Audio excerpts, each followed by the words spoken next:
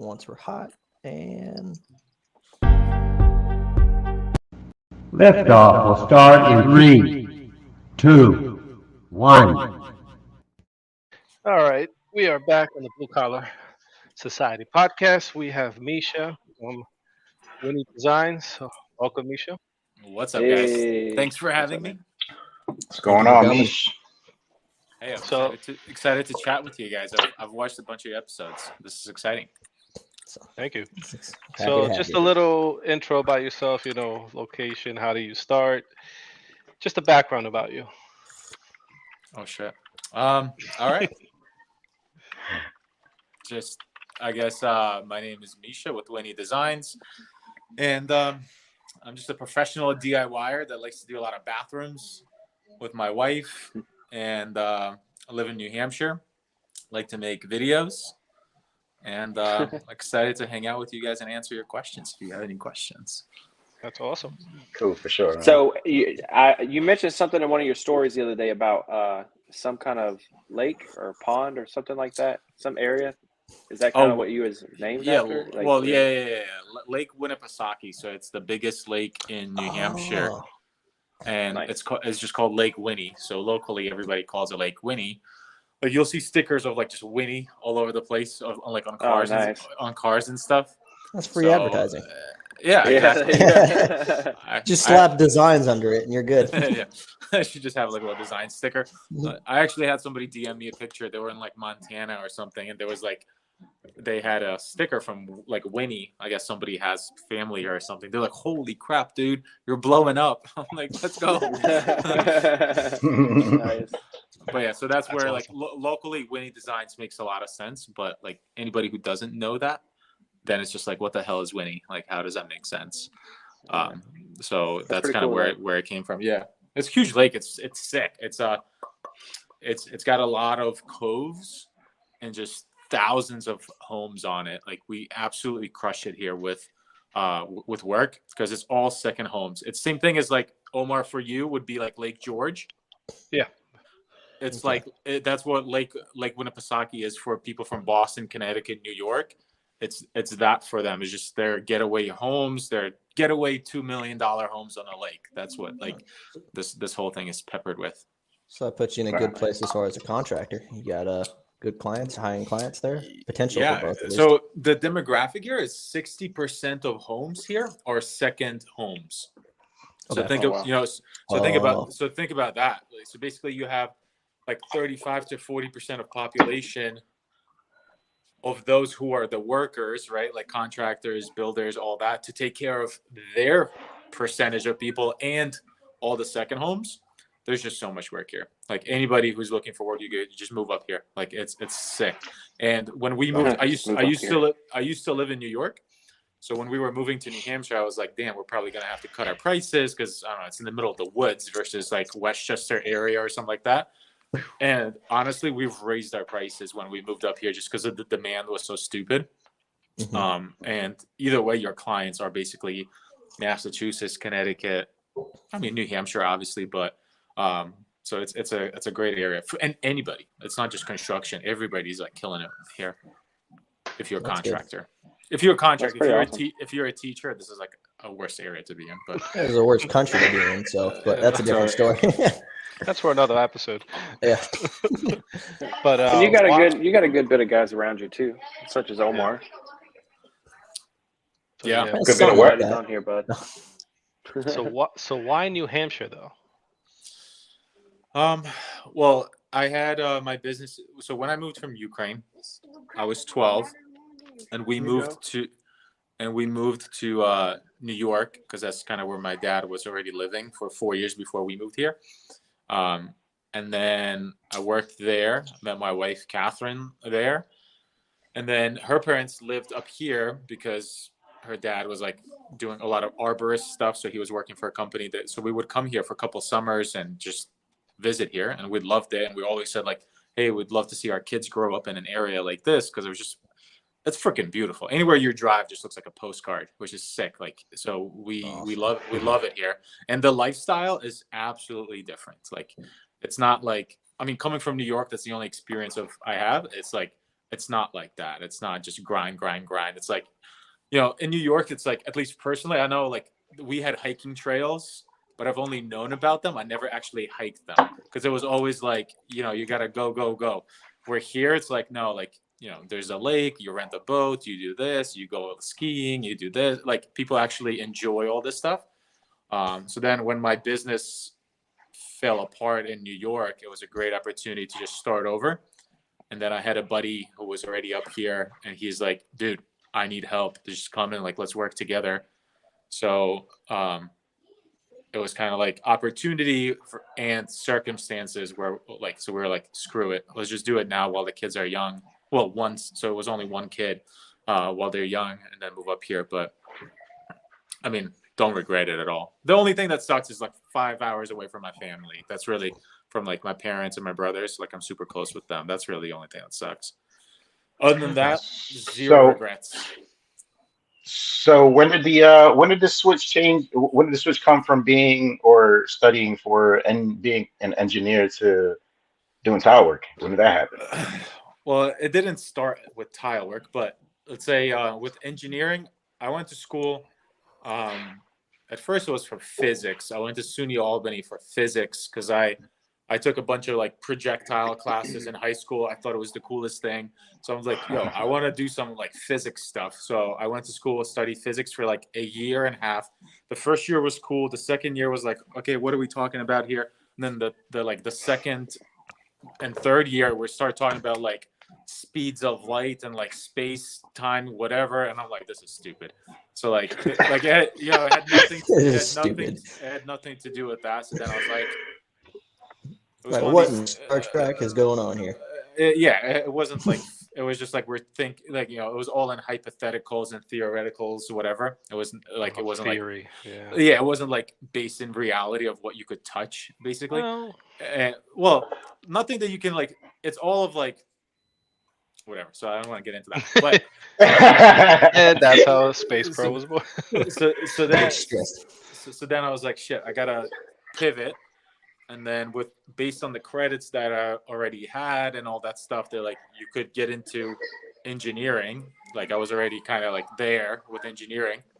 So got into it, but Albany had bad engineering school. Well, they didn't have an engineering school, so I had to transfer for it. So then I went to Manhattan College and transferred into the engineering school there. And I thought that was kind of cool in theory, but then like I started taking internships and then like I hated it. So I took 3 internships, and the company that I interned with, it was the same company. Maybe I should have diversified and tried different companies, but they were like working at Jerome Park water reservoir, which was like one of the biggest projects in the country. It was like a $2 billion water treatment plant. And I was like, if this is not cool, like then, and I don't like this, then I don't think I'm going to like anything else. You know what I'm saying? So like that was already like the mecca of the projects in New York.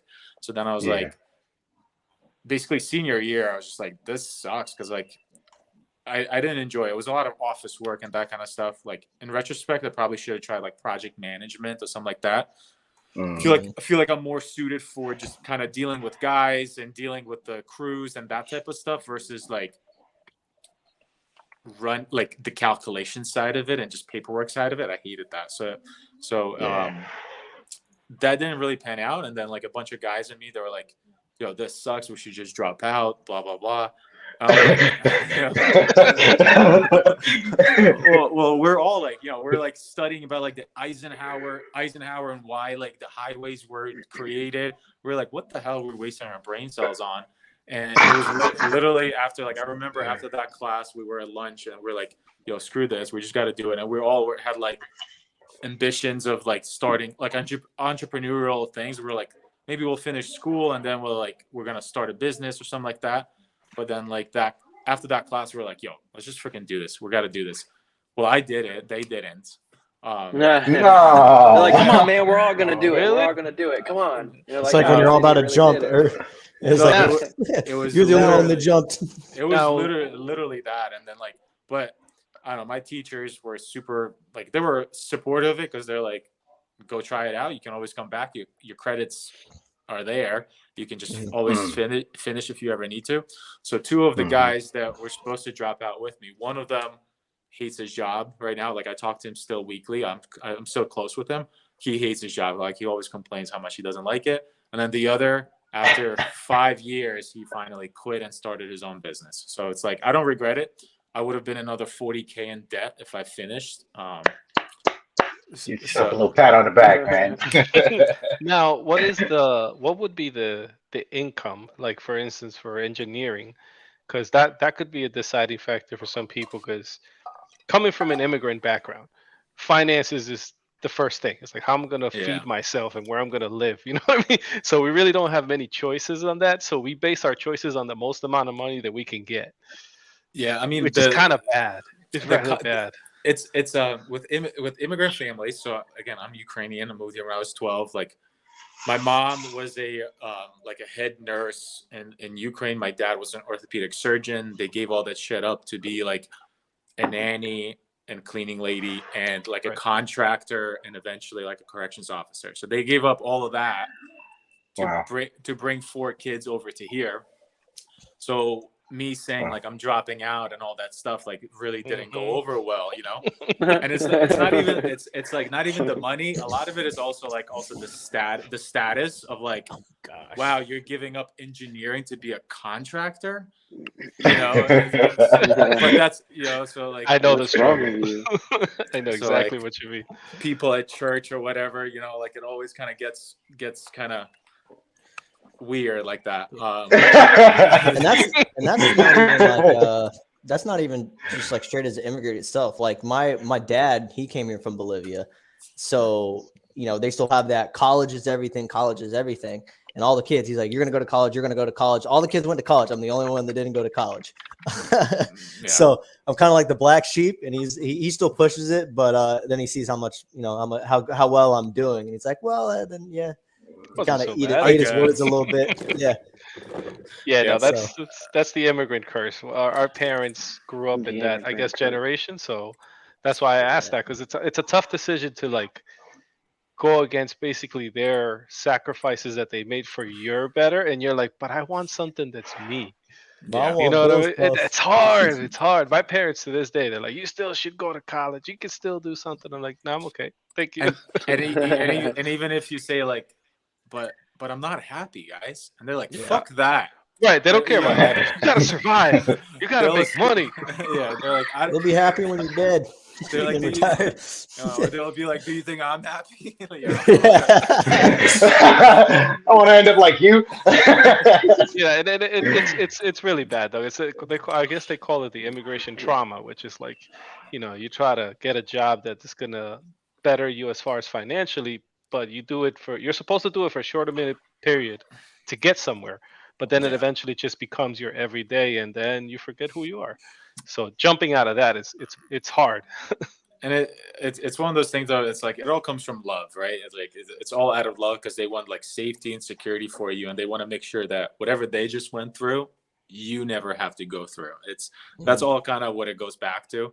But honestly, like you just gotta have faith in that. But so I guess to answer your original question is like it was 85,000 as my contract, what they offered me, that company that I interned with for 3 years. As an intern, they gave me like I already ran like a small little site basically because the Jerome Park, whatever reservoir, they were like demoing like stuff that they were refurbishing, but then the demo had to go to this like off-site for scrap metal. And there was an operator there, a couple like guys, and they were like, hey, you just go and manage that like off-site.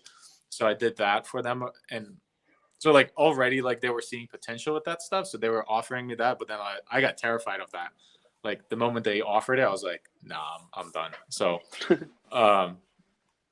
yeah, so that was that. So, and then, but I believe the reason my first company failed was because of all of this and the insecurity of like trying to impress my parents, trying to impress all the friends and stuff of like, yo, I didn't drop out to just work, you know, I dropped out to run a crew and run like a company. So like I need to hire as many people as I can, take the biggest jobs that I can find and all that. And that's kind of why my first business failed, I'd say.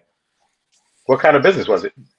Was it construction business? Yeah, it was renovations, but I kind of, okay. I hired I just jumped into it, and again, I wanted to prove my parents wrong by like, by saying like, no, I didn't drop out to just freaking, install drywall and do whatever. Like I dropped out to manage people and do this stuff. So like right away I try to find people, and then now that you have a couple of guys, like you got to find work for them. So you'll take anything, right? Yeah. Yeah. But So at you the just same, scaled too fast. so, I mean, at the time when everything imploded, I had like 9 people. Oh my and- God, dude.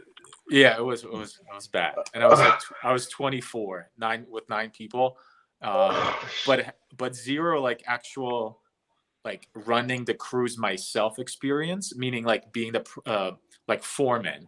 Like I understood how to get like I was really good at sales and landing these jobs and things like that, but in terms of foreman, I didn't have that experience of knowing like, hey, maybe drywalling this one room should not take a day. It should take 2 hours.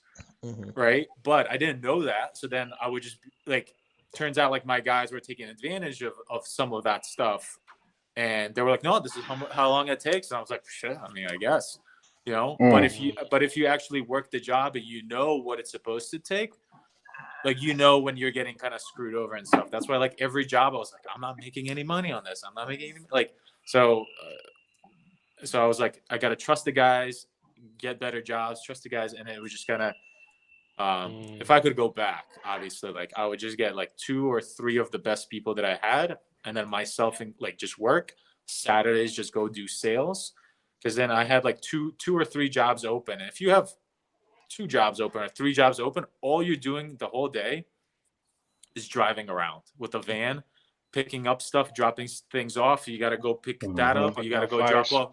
It's all you're doing, and you're not learning shit. Yeah, and it just kind of becomes a big mess. And yeah. So would you say that propelled you into, I guess, what your business is now? Is that you needed that to become successful? You needed to learn that lesson? Yes, I would say, like, because at first I was going more for volume and like scale and efficiency, even though I didn't know like how to do the job, which is hilarious. Mm. You know what I'm saying? I'm trying to figure out how to find. We've all done it. Thing. Yeah, I could do that.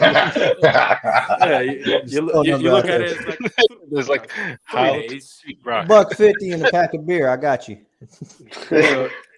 So I guess the way everything imploded is I got with one of these freaking New Yorkers who were just like a slime ball, and Omar has gotten better. He's okay. He's changed. No, it was this guy. Like, honestly, all the red flags that you could think of were just like all over the wall. But I got kind of seduced with this like 25 unit apartment building in Harlem, 20K per unit. We're talking like $300,000 job. I was like, shit, I can't pass up on this. So I start hiring more people. I gotta like do this, and I was doing it for like 8 months almost, that whole project. And then I had to give everybody a little raise because now they're commuting from freaking Putnam County to the Harlem, which is, to Harlem, whatever. So that's a long commute just with the traffic and everything. So I was like, all right, little pay bump, all this stuff. And then from like invoice to invoice, the guy is late. I have like, basically he just gave me enough to like get by, pay the guys, get by, pay the guys, get by. So like towards the end, like literally that was like my last, like he passed all the inspections and everything with the builder, like the actual builder walked through. He's like, all right, this is legit. We're good. We're good to go. They cut him a check, and he never cut my check. And he was like, he did the classic sue me, man. And I had zero paperwork with this guy. Oh my God. Oh man. Damn, so it was one of these things where I was just like, you got me. And, yeah, it's your word against his. I mean, you can't do anything about it. Yeah, that it's sucks. Like it was at a point where like it was $35K, and that was literally a thing where like, all right, if I pay my guys, I should be able to pay my workman's comp off. I should be able to just like get out of this without making any money, but at least get out of this and be like even. Yeah. But the whole like sue me just basically killed the company, because I had to pay like $20K in workman's comp, and so I couldn't do that. I know, and it's like, people like, because he screwed me over. Still know the guy? Oh yeah, Lou. Fuck you, Lou. We need shirts. We need shirts. Fuck you, Lou. You know write who that you on your board. you know who you are. You think Oh man. it's like with how big you've blown up? Do you think he keeps up on social media? Do you think he like? I'm sure he does. I don't know. The guy probably screwed Like over this fucking 18 guy. guys after me. So honestly, Man. if the guy's still alive, because he can cross the wrong person and he'll Somebody be had to have broken his kneecaps by now. This was his MO. This was his MO though, and this is kind of the writing on the wall that I was like saying. It's like other contractors would come up to me. They're like, "Bro, he's not paying us, man. Like not my crews or whatever, but other like trades." They'd be like, "Bro, he's not paying us." Because at the end I was running the entire like basically project, and then Oh man. they're like, "Bro, he's not." He turned into his project manager. Fuck. Exactly. And they're like, you gotta talk to him. You gotta talk to him. I'm like, no, he's got you. Like, so he screwed them over. I'm like, he's not gonna get me, right? But then at the end, he literally did to me what he did to all of them. And then like honestly, got to a point where like I went to the framing guy, who was this Polish guy, and I went to him. I'm like, bro, let's make some fucking phone calls, man. Let's, you know what I'm saying? Like Let's he, ditch this job site. like he lived in like Brooklyn, you know. So I was like, dude, let's make some phone calls. Whatever this is gonna cost, let's scare this guy or something, right? And Wow. he's like, and it's honestly was the best advice he's ever said. He's like, dude, I'm not gonna go to jail for doing my job. He's like, this is on him. He's the bad person here. We're not gonna do something stupid and go to jail for doing our job. And I was like, fuck, man. Wow. Right? You know? Stop making sense, damn it. Who's the Polish guy? Yeah.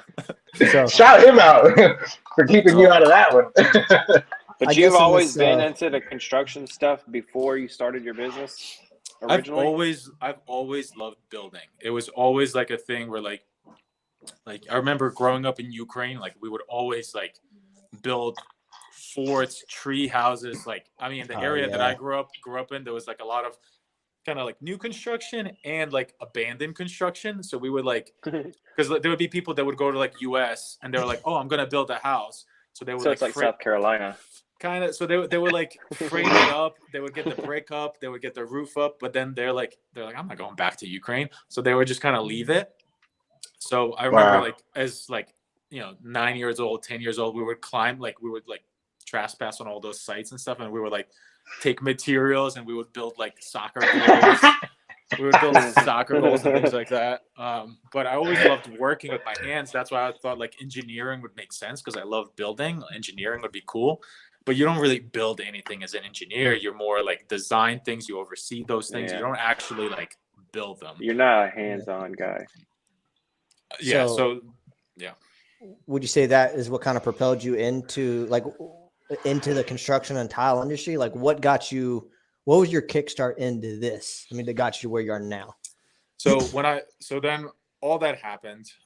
Basically we would come up here and like kind of visit my, like, basically the tipping point of all of this was like my wife's car got repossessed. I had to hide my motorcycle because that thing was out, like whatever, like somebody was coming for that. I had to sell my van. Car repossessed. They were looking for my bike. I sold my van, but I still had all my tools. And then we kind of came up here to New Hampshire for a weekend, and we met up with kind of our friends. Well, it was like Catherine's friend, because our kids are the same age. Catherine's friend, but her husband, and I vibed with him really well. And he's like, dude, if you come up here like this weekend, there's so much work. Like you and me, we'll split it. Let's just do this together. Because he liked me, and he just wanted to also kind of grow a little bit, because it's so hard to find people up here. So I was like, well, I had no options. So I was like, let's do it. Because I had my tools. If you have your tools, you'll never go hungry. You'll never go hungry. You can always make money with tools. That's for sure. Exactly. That's like the biggest gift you could have. Never get rid of your tools. That's the biggest thing. Like even if you have to store them somewhere, whatever. So I kind of came up here, and we were, again, there's so much work in this area. So we started to kind of split up, and he would do kind of more like kitchens and like flooring type of jobs. and I would do more of like kind of the tile and bathrooms. I don't know why I gravitated towards that, but I enjoyed it more because it's kind of artistic more. So I kind of, you know, I liked that better. And then towards the end, it was kind of like we mutually separated because he wanted to stick with kitchens and just kind of keep working in that area that was like an hour and like 10 minutes away, even more north, like where the ski resort is. And I was like, I want to stay closer to the house. So, and then like we started getting phone calls and things like that. Cause all I did on my home advisor page in New York, that's how I was getting a lot of my leads was through home advisor, and I would crush it with that. And then all I did is change the address on it and change the zip code. And right away I became like the biggest freaking profile in like this area. Because nobody does that here. Yeah. Sorry. I'm sorry, man. Can you just repeat that like last 5 seconds? Because I missed that. No. So in New York, it's very like cutthroat. If you don't have like 50 reviews on your home advisor profile, then like you ain't shit. Like you're just there. You know what I'm saying? If you have like 4 or 5 reviews, that you suck. Like, but if you're like climbing up, you need to have like 300 reviews to be like the top shark in New York. Here, nobody has home advisor. So it's like once I moved here, I just changed over the address, and thankfully like home advisor just switched the address, and basically you now became this profile in this area that you've never worked in, and you have this huge profile. Yeah, but you know, but if you think about the logic of everybody who lives, not everybody who doesn't live here, who's like from New York, Connecticut, Massachusetts, the only way they find people, they don't go to the local deli and ask who's a good bathroom builder, right? Yeah.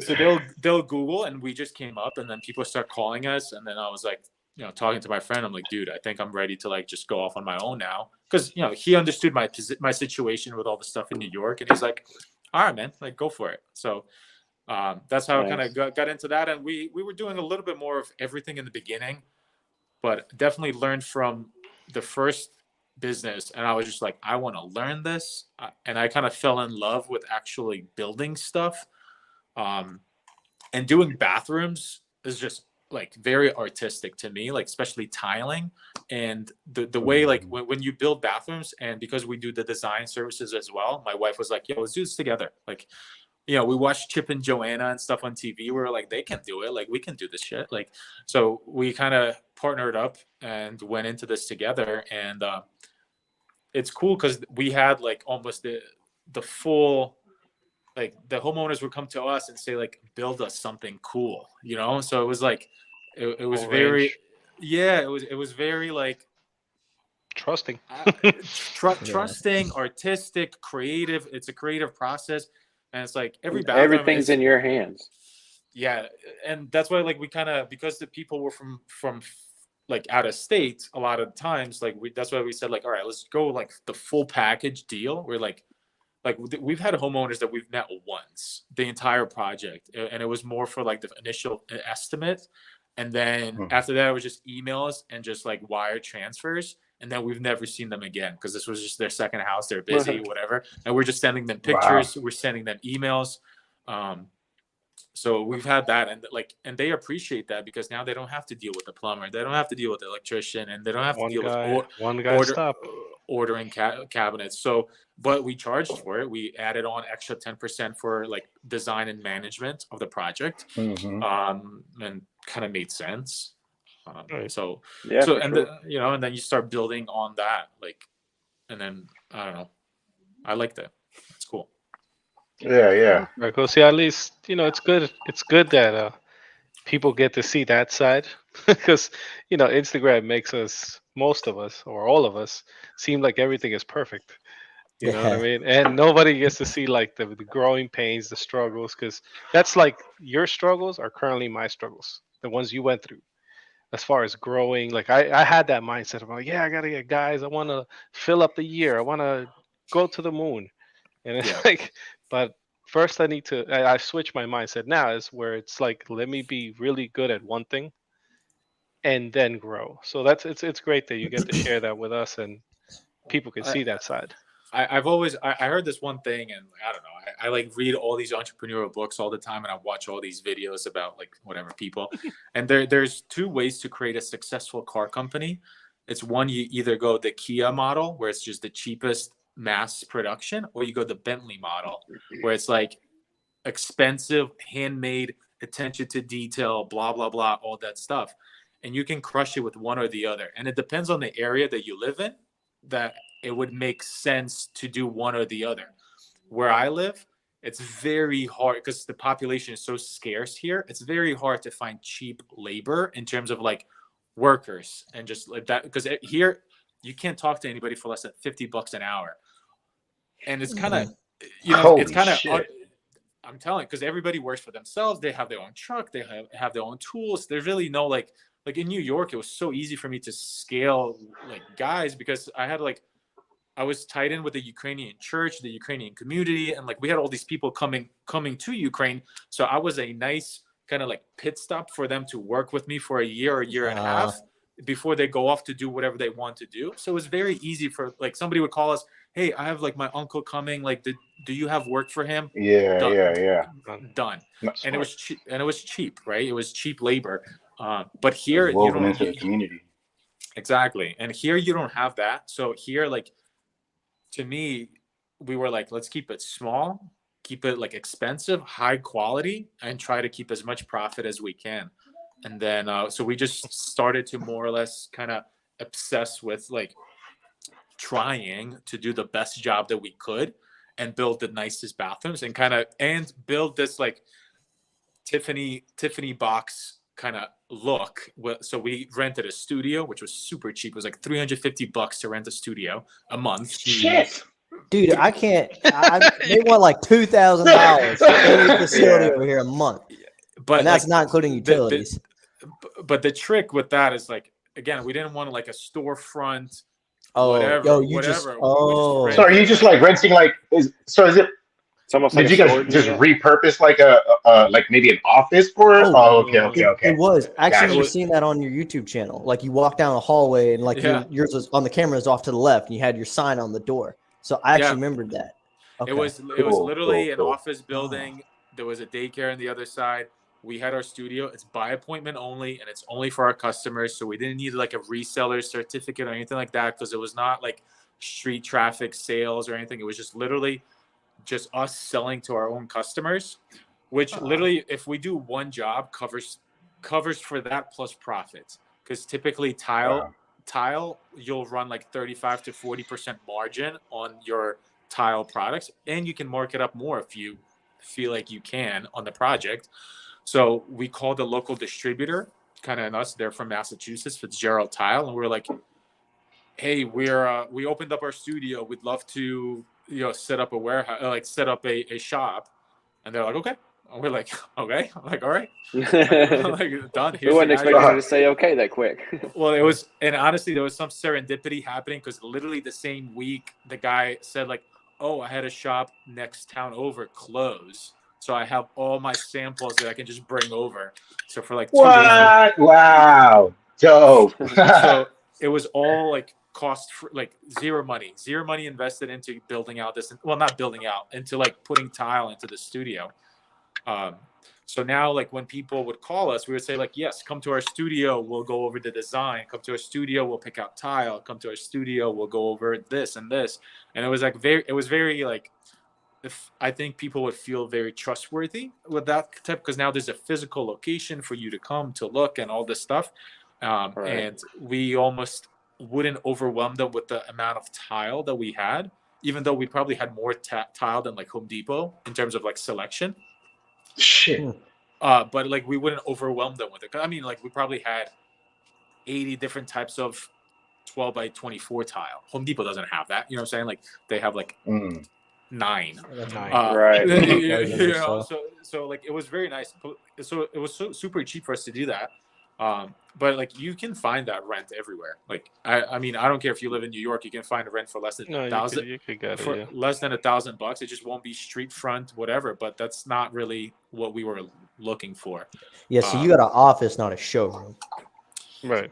Well, it was showroom, because it was all this, like we had a huge like 48-inch or 47-inch TV on there, and like we would hook up our laptop to it. So when the homeowners come in, they're like, we already had their design like up on TV. We're like, oh, that's your bathroom. Let's figure Nice. let's figure out the tile. I told Omar about this. I was actually going to convert a 20-foot trailer into a portable showroom. And when I do the same thing, TV with the designs, but also with my CAD software, I can put them on a VR headset, right? And I can have them look around their space. And I can charge like a consultation fee to like have them go in, put them in a spinning chair, put the headset on, and I can move them around while they're looking. And I was imagine putting imagine putting a senior citizen behind in that situation. That's why you put him in a chair. There's your lawsuit. That's what the TV's for. But if you're noticing, the millennials are getting to the point where they have the money. They're finally paying off their college debt, or they're just they cleared up some of their credit card enough. No, it's because their baby boomers are dying, so they're all getting the money now. Wow, bro.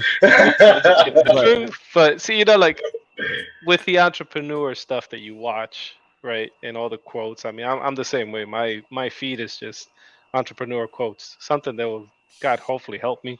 But like that goes to like how many you're one no away from success. Like you had a moment where you could have just thrown in the towel. It just be like, I'll go back to engineering. After that, most people probably would have.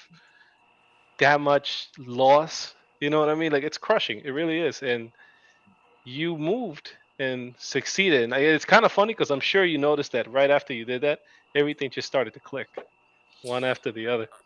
I always tell my wife that the worst thing that could have happened is that fuck you, Lou paid me.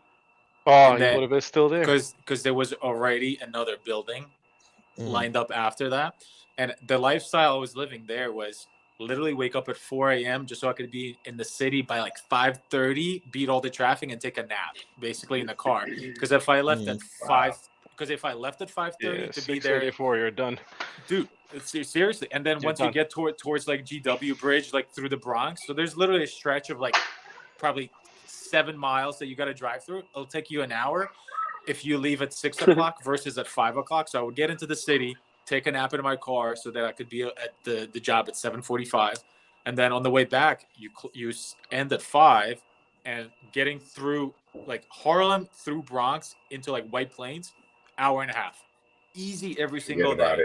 So it was like it was a 2.5 hour drive back. I literally would see like Catherine and my only one son at that point on the weekends. That was the only time I saw them. And honestly, so like as much as all that sucked and all the mental freaking breakdowns I had with all that stuff, like it was probably the best thing that could have happened. It's just like I'm the one thing that I'm good at is like, or like that I consciously notice is like, if there's like this weird storm, sometimes like your life just kind of hits a storm, and I don't know what it is. One thing comes, and then it's like another thing. Like I am able to like just like almost pause my mind and like remove myself, and I'll say like I almost like mentally say like I'll get back to this in like 2 to 3 days. Let's just go through the motions of whatever's happening. I'm gonna go through all of this, and then I'll revisit this in 2 to 3 days. You know what I'm saying? Just like consciously get back into it.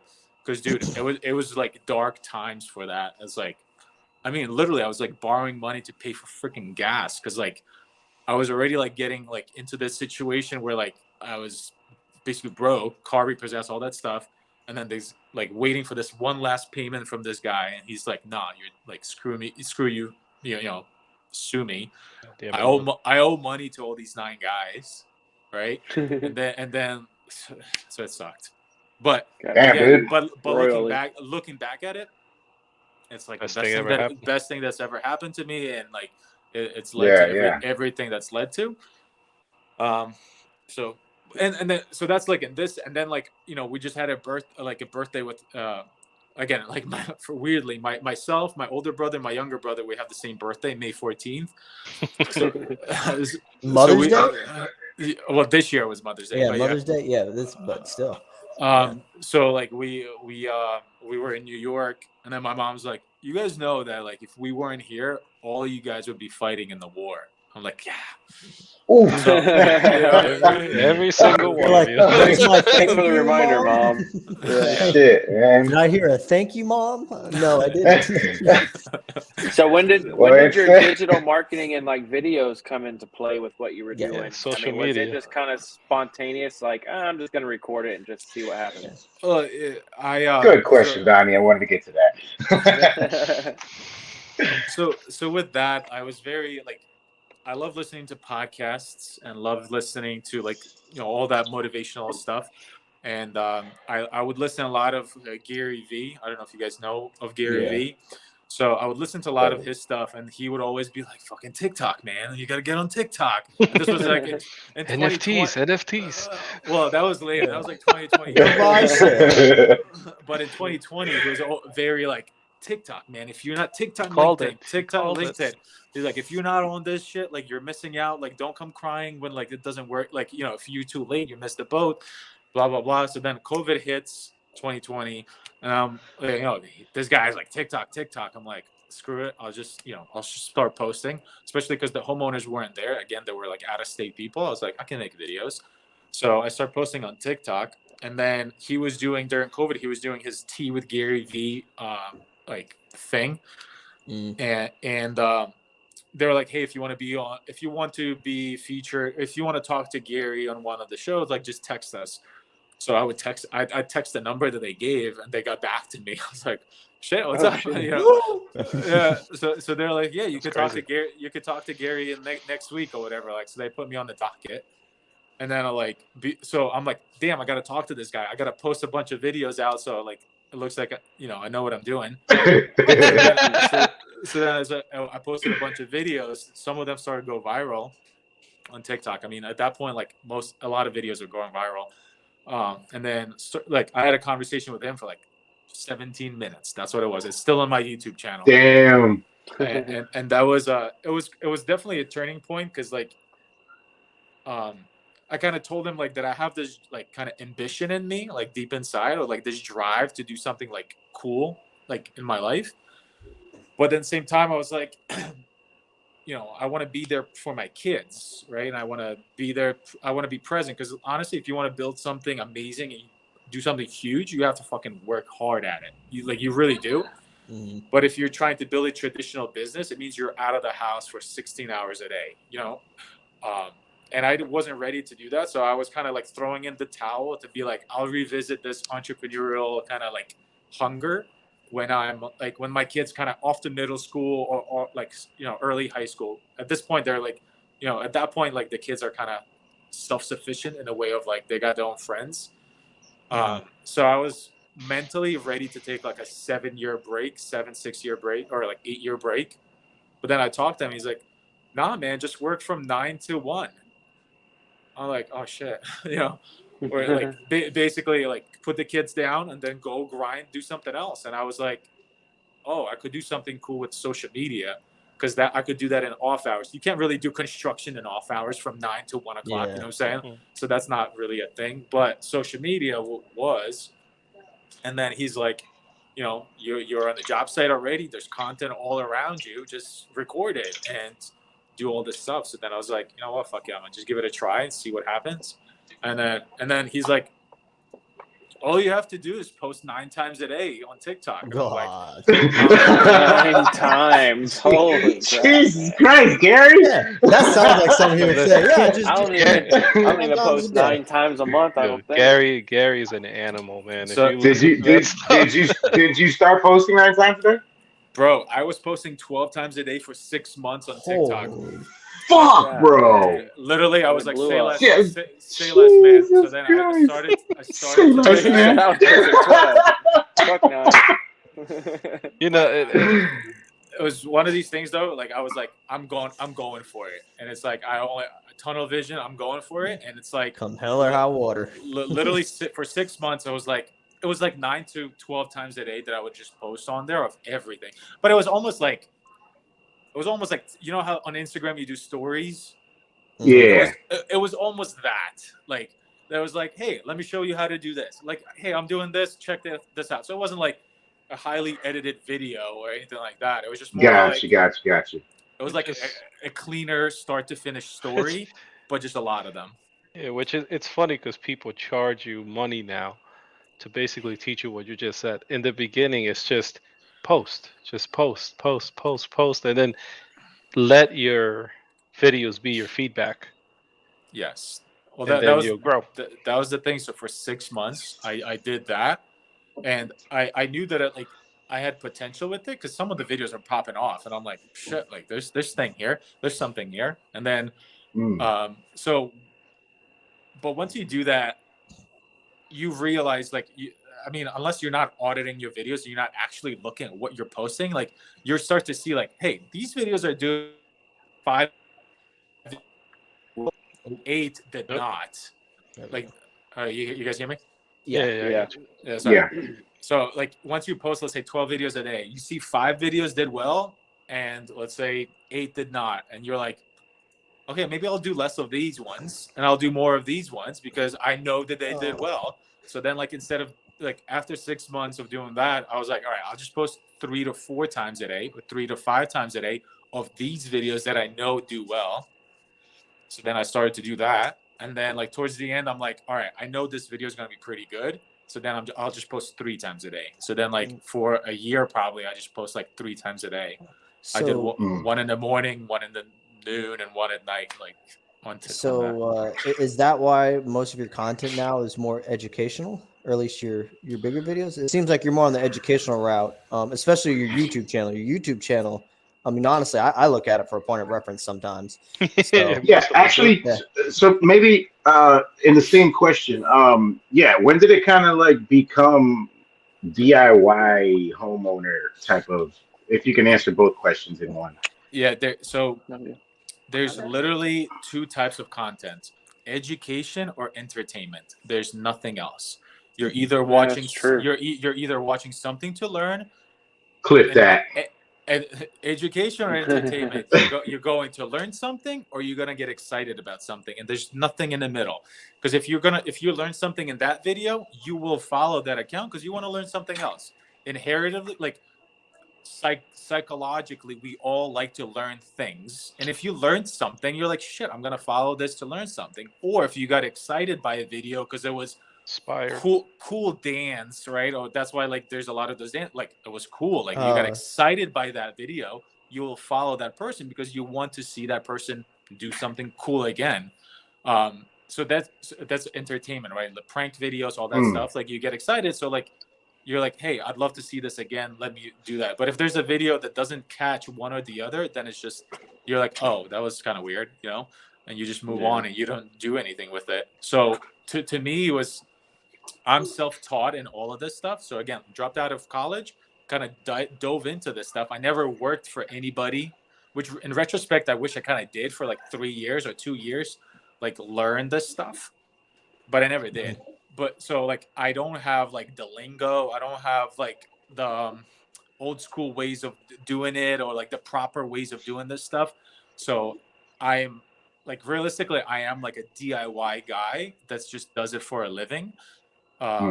Because I learned it all just literally watching like Steve from Bathroom Remodeling Teacher, watching Sal, like, which is kind of crazy that I got to connect with these guys now. So like watching those guys is how I learned how to freaking tile and do all this stuff. I didn't like go to, so I've leaned towards that, and it's easier for me to do that versus the entertainment videos. Like, I feel like there's more editing in that stuff, and like, it's just, I don't know. I've never kind of got into it.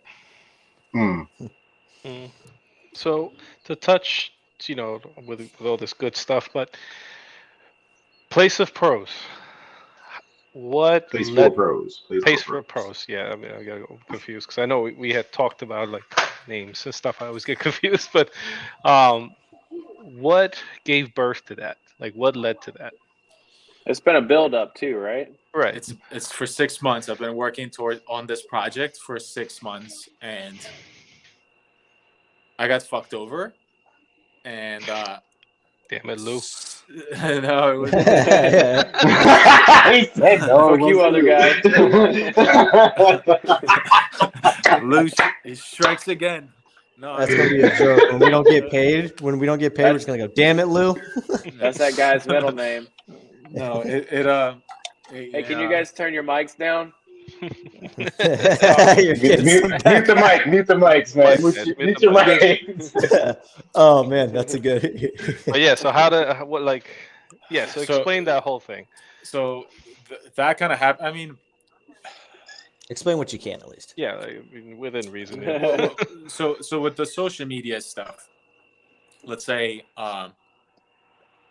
now I got to a point where brands are reaching out and they're like offering real money to be able to be part of this Winni ecosystem and love to be part of it.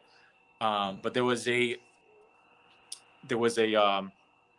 kind of a missing piece in it, because like some companies, let's say Pronies, reached out, and they did. So they reached out to me and they're like, hey, we'd love to work with you. Can we do something? We're gonna send you a pair of Pronies. Let us know if you like them. They're amazing, obviously. So like, of course I like them, but then I was like, here's my cost of doing this stuff, of like promoting your Pronies. And they're like, we're a small company from Maine. We cannot afford this stuff. So I was like, respectfully, I love you guys, but respectfully, this is not gonna, like, I can't do that, because then, if I put too much content on my profile that I'm not getting compensated for, then like I'm almost like Shooting there's yourself only in the foot. there's for only other so much companies. there's only so much promotional stuff you can post on there, that like before the channel turns into a spam channel. So it's like I wasn't able to do that, and for, like that whole thing stalled basically with them. But then I said, how about we figure out some type of royalty stuff or commission stuff? So like if somebody buys it, like I'd get commission off of it. And they were like, well, let me talk to, because they don't sell directly. So they're like, let us talk to some other stores that sell this stuff and see if they'd be interested in doing it. And nobody could do it. So I was like, shit, okay, well, I see like how that could connect, like how that could work out if I had my own place. That's because now I could do that type of deal with them. So now I could get more creative with my brand deals.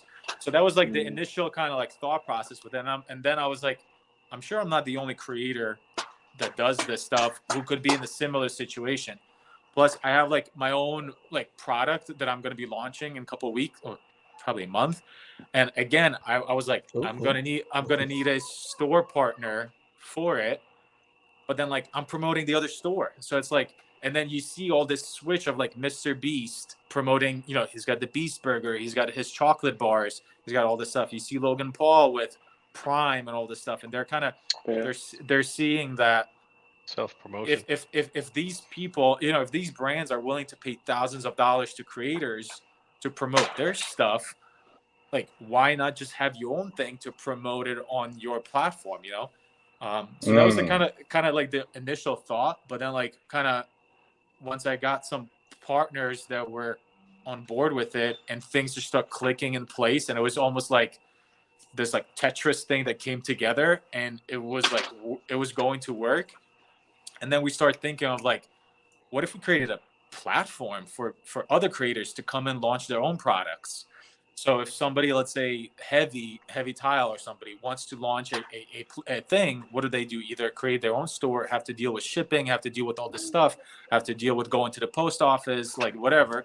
They do the logistics of it. The logistics side, which is a whole nother business. Pretty good idea. Yeah, that's awesome. Exactly. So I was like, what if we help them? And then eventually I want to get to a point where we can like finance those things.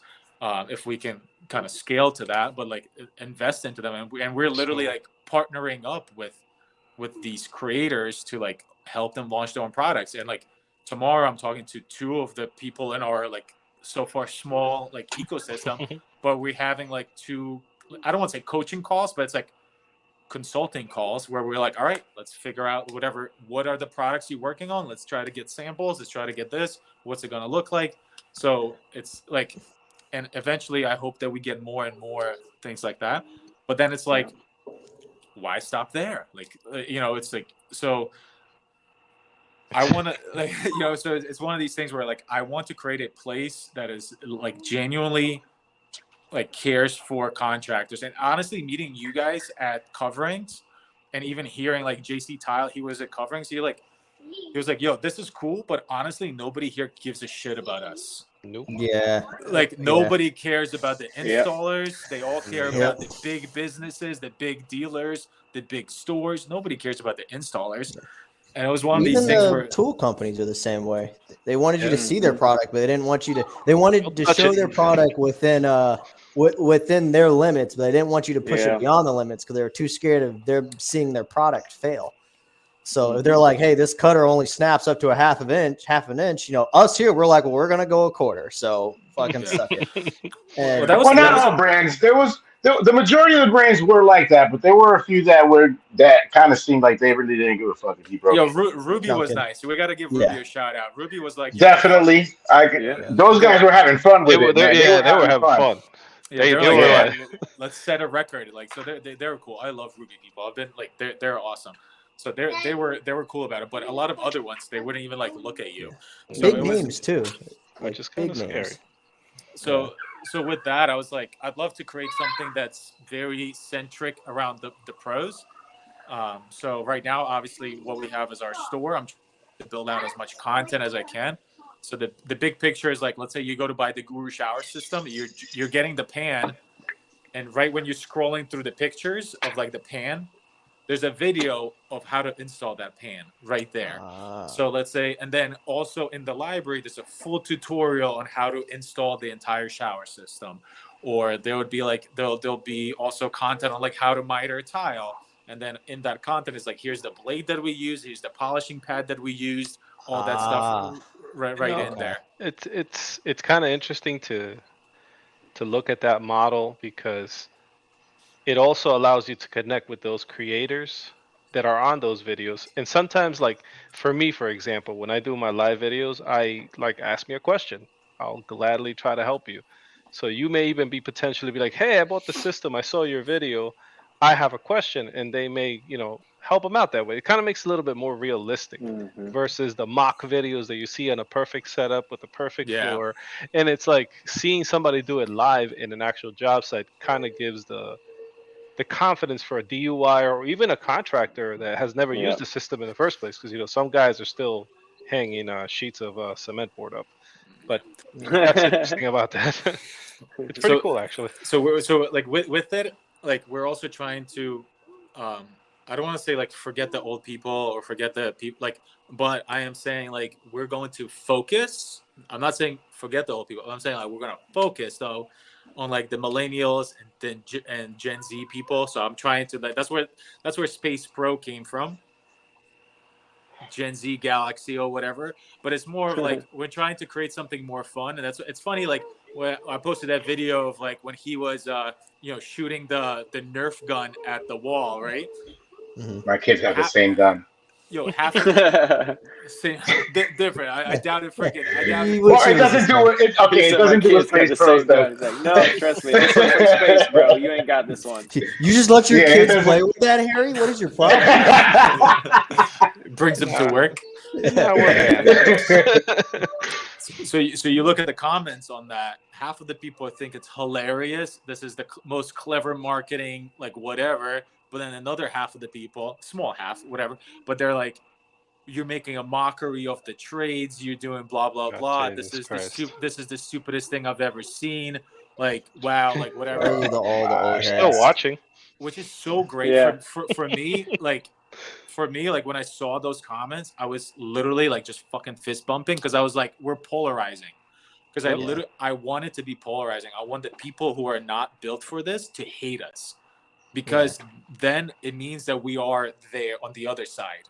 If we're kind of in the middle, we make everybody. You're trying to draw that line.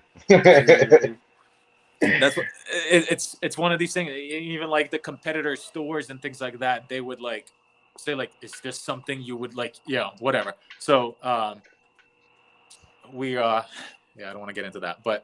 But you gotta put a fun twist on it. So now you're mixing, like you said, educate. Oh, did we lose him? I think we lost him. Hold on. Oh. Hello. Yeah. There we go. There we go. So you're now mixing those two types of content where you have entertainment and education, even if it's not in the same video, which you still have the potential for, right? You still have a platform that's doing both. So now you're getting the best of both worlds. Well, It's just that all the old heads don't like it. There's then there's the edutainment, which is like I educational like that. and educational entertaining content. So like you can have fun making that type of content. Right. But phase two, once we kind of fine tune the kinks of all this stuff, because like we literally just started this long ass marathon that we're gonna do with this stuff, so we're not even close to even fine tuning the feel of it. Phase two is going to be an app that we're like kind of in the works of getting going for this. Once we get the app, we're going to incentivize people to actually post their own content. So any of you guys can post your own content, tag the products in there, and then if anybody shops through that content, it's like Facebook shopping, right? Whatever it's called. Like affiliate marketing. So anybody who buys that through you're getting commission for it. So basically the same videos you're doing right now, you'll be able to link back to your account on Place for Pros, and then just tag those products right in there, and then you'll be able to, like, if somebody shops right through it, that'll be one thing, and then another will be us trying to doing live trainings. So anybody who's like a member, not a member, fuck that. Anybody who is a pro, part of our pros. I hate that word. I hate that word. And that just clicked for me. Yeah. So if you're a pro, you're in our like ecosystem there, like you'll be able to join these live trainings. Let's say it'll be like JC Tile showing you how to work with the slabs. It'll be like Misha, whatever, Winnie showing you how to do whatever. And then you'll just get the text message link, tune in, and then you'll be able to watch all of this for free. Like meaning like there's no like membership wall that you have to pay for or anything like that. It's just all going to be part of it. And the only way we can do it is just by charging fair market price for all these things. And we're not going to do the race to the bottom of trying to be the cheapest place to buy blades. Instead, I just wanted to be a fair place to buy blades, but at the same time, you could do this and this and this and this on it, and hopefully do something, have fun with it. Like realistically, we have this other we have some cool stuff like in the works for it. The biggest thing is it's a community, and I've kind of tagged you, and I guess I've kind of coined the saying how I view you guys. It's for the community by the community. So it's a community made, like obviously it's your thing, but it's for the community, and it's essentially by the community. The people you partner with are in the community. So I mean, if we can keep that tight circle where we're self-supporting each other, then we're all looking. It's everybody wins. I need something, and you want to sell a product, or I want information, and you have information to give. So it makes everybody happy, right? And we're all on the same page. Well, it's what's great about that is, which is basically what you said with coverings, is it's like business needs you versus us having to need them. Is like, oh well, now you have these kick-ass installers who can actually show the real tolerance of our products and properly get the kinks out, basically, to get somebody that actually does it. That's cool. That's what's going to make this thing, I think, take off. The fact that it's, like you said, it's by the community for the community. It's kind of awesome. So it's a great concept. It's a great concept, but it's like a stupid amount of work. Like, so it's one of these things that like it will fly. It'll fly or fail though, depending solely on the amount of, like, the idea is there, and there's so many great ideas out there. But it's like, can you actually go and like freaking grind it out? That's I think the biggest thing with it. And like, you got a good track record on that. I mean, like, so we're reinvesting everything back into it. Like, I mean, imagine a place though, like, right? If you have your profile, your Place for Pros profile, and on there you could do like a daily to-do list, and there's like a 5 daily tasks that you want to do, and it's like, hey, I gotta run to Home Depot, I gotta do the dump run, I gotta do a mud job, and I gotta do whatever.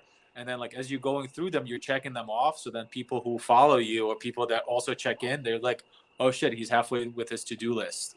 Halfway done with his to-do list. And it could be like a way for you to like Instagram for pros. Keep yourself accountable. Yeah, that's pretty cool. Interesting. I like this. This platform is way bigger than what it seems right now. Like it's and that's an intricate app. I mean, I don't know a lot about the API and the programming behind that, but I know a little bit, and I know you got many layers and intricacies that you're gonna have to work through for that. Yeah, but that being said, it's gonna be badass. So, are you doing any more? Sorry, go ahead. No, go for it. I mean, I was just expanding on it. Are you doing any more bathrooms this year? What the hell you got going on, man? It's right behind him. You don't remember that from the Yeah, video? he's building it Well, right now. that's his basement though. Are you done? Like, you taking the rest of the year off to deal with Pace for Pros and rehab the house? Listen, Nope. listen. Can you guys hear me? Yeah. Yeah, we can Yeah. hear you. Yeah. Mind your business, Harry. Yeah. No kidding. I have been fortunate enough to just kind of be able to take my foot off the gas on the construction business and Hmm. be able to focus on some of this stuff. But at the end of the day, like, you still have to do construction. So like, we just bought this house last year. We could either hire out somebody to fix it, we could fix it ourselves on the weekend, which is impossible because like you get tired. Yeah. So we're going to take a couple months and realistically probably till the end of the year to just work on our house and fix it up. Hmm. Obviously with the social media stuff, I'm not going to pretend I'm not making money on it. That's, like, we're partnered, like we have partners and stuff with this. So it's like, Yeah. It's not a um, secret. I mean, everybody knows how social media works. It's not like It's a a. business. It's another It's a business. business. It really is, and you're great at it, which is awesome. And you've cracked a lot of codes that a lot of guys probably like even come near it. But again, it is still a business, just a different type of business, and Yeah, you no, I was actually just wondering, like, more do you have the control. time for it? No, it's like I have, like, I have to, it's like one of my role models in what I'm trying to like do is Gordon Ramsay, of like what he does with, like, with that is what I would love to do eventually with construction. I want to make it Mm. fun, exciting. I wanted to kind of bring attention to construction. But Gordon Ramsay's not on the line and freaking cooking 8 hours a day, right? Like Right. that's not a Right, secret. right. Um, but he has all these other things that he's doing, and I'm not comparing anything to that. I'm like not even close. But it's just like, Mm. that's the you know, direction. our Yeah. channel gets like 250 Yeah. 250 million impressions a month. So Holy- so Wow, dude. so there's definitely, again, like I was saying, there's brands who are willing to pay for, have a piece of that, and that's why I want to start something of my own to also, like, use that, because I'm treating this as a sports career.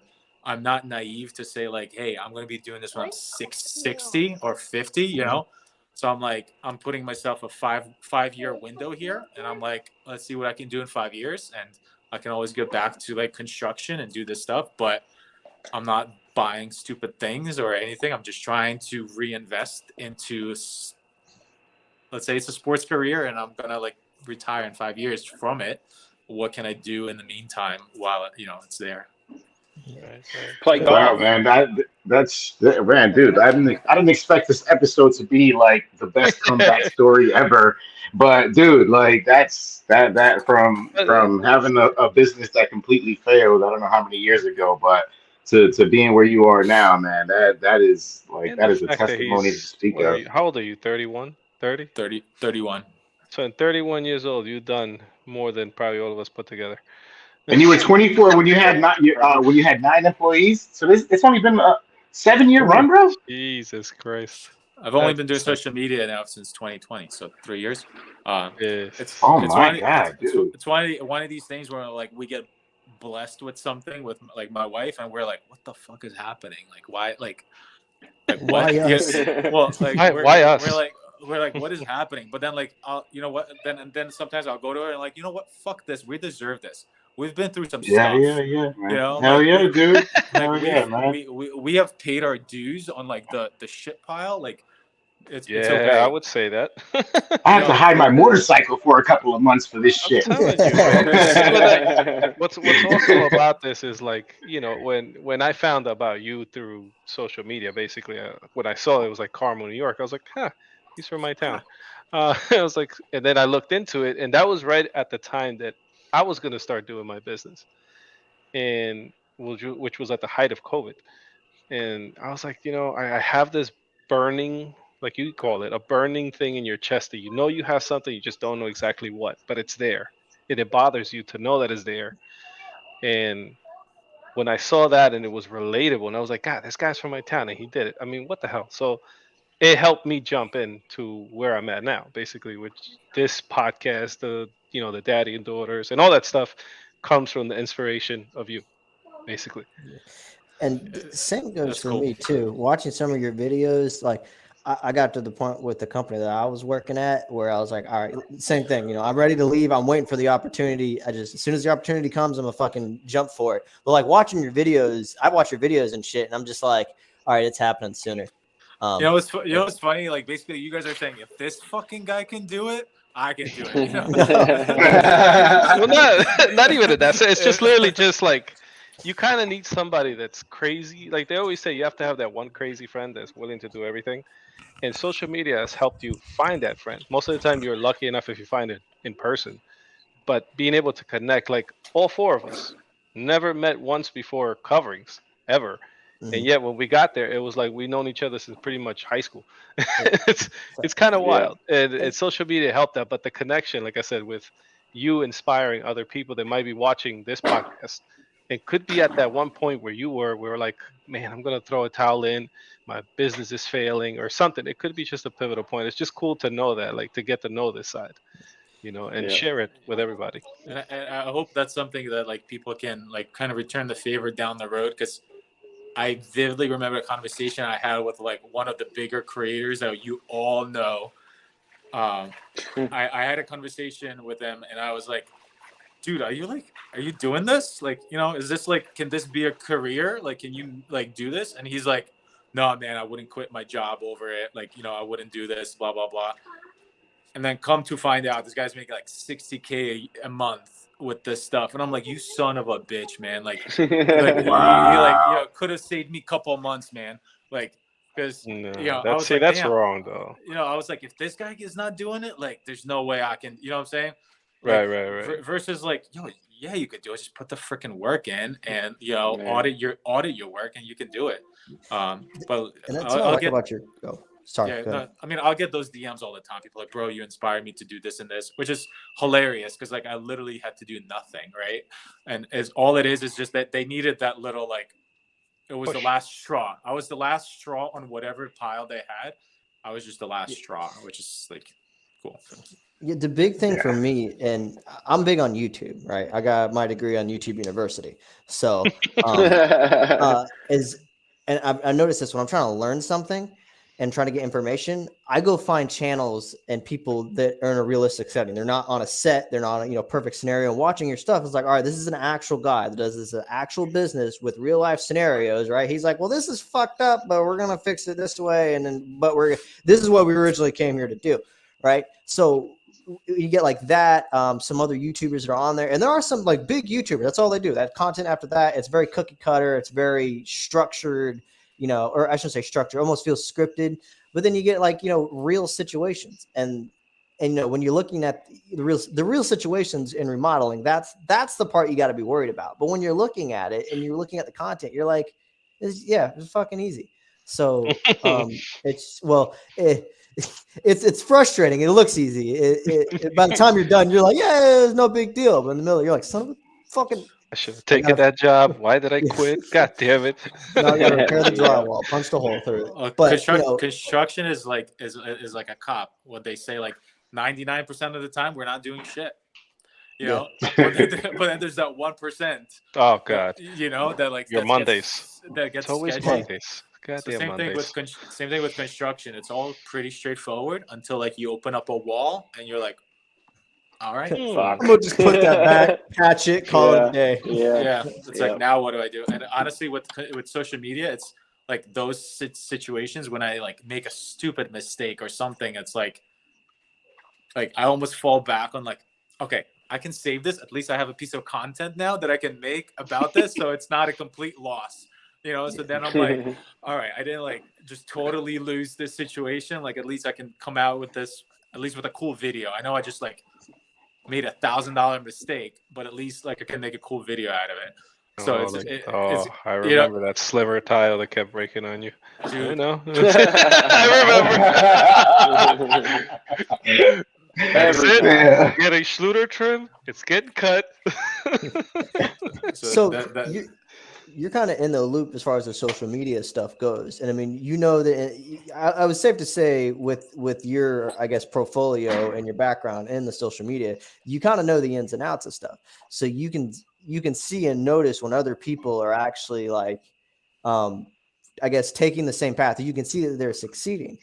You know, my question is there anybody in particular that you see that might, headed in that direction? Yeah, head in that direction, or end up being, May need some recognition. Yeah, the next big Misha, the next big Winnie Designs, on social media. I think heavy tile. He's got like potential with it. He like grinds, man. Like I'll talk to him sometimes at 1 o'clock at night, and I'm like, dude, you're up. And he's like, yeah, man, you're up. So he does it. I think Steve, bathroom remodeling teacher, he just has like that genuineness about him. Yeah.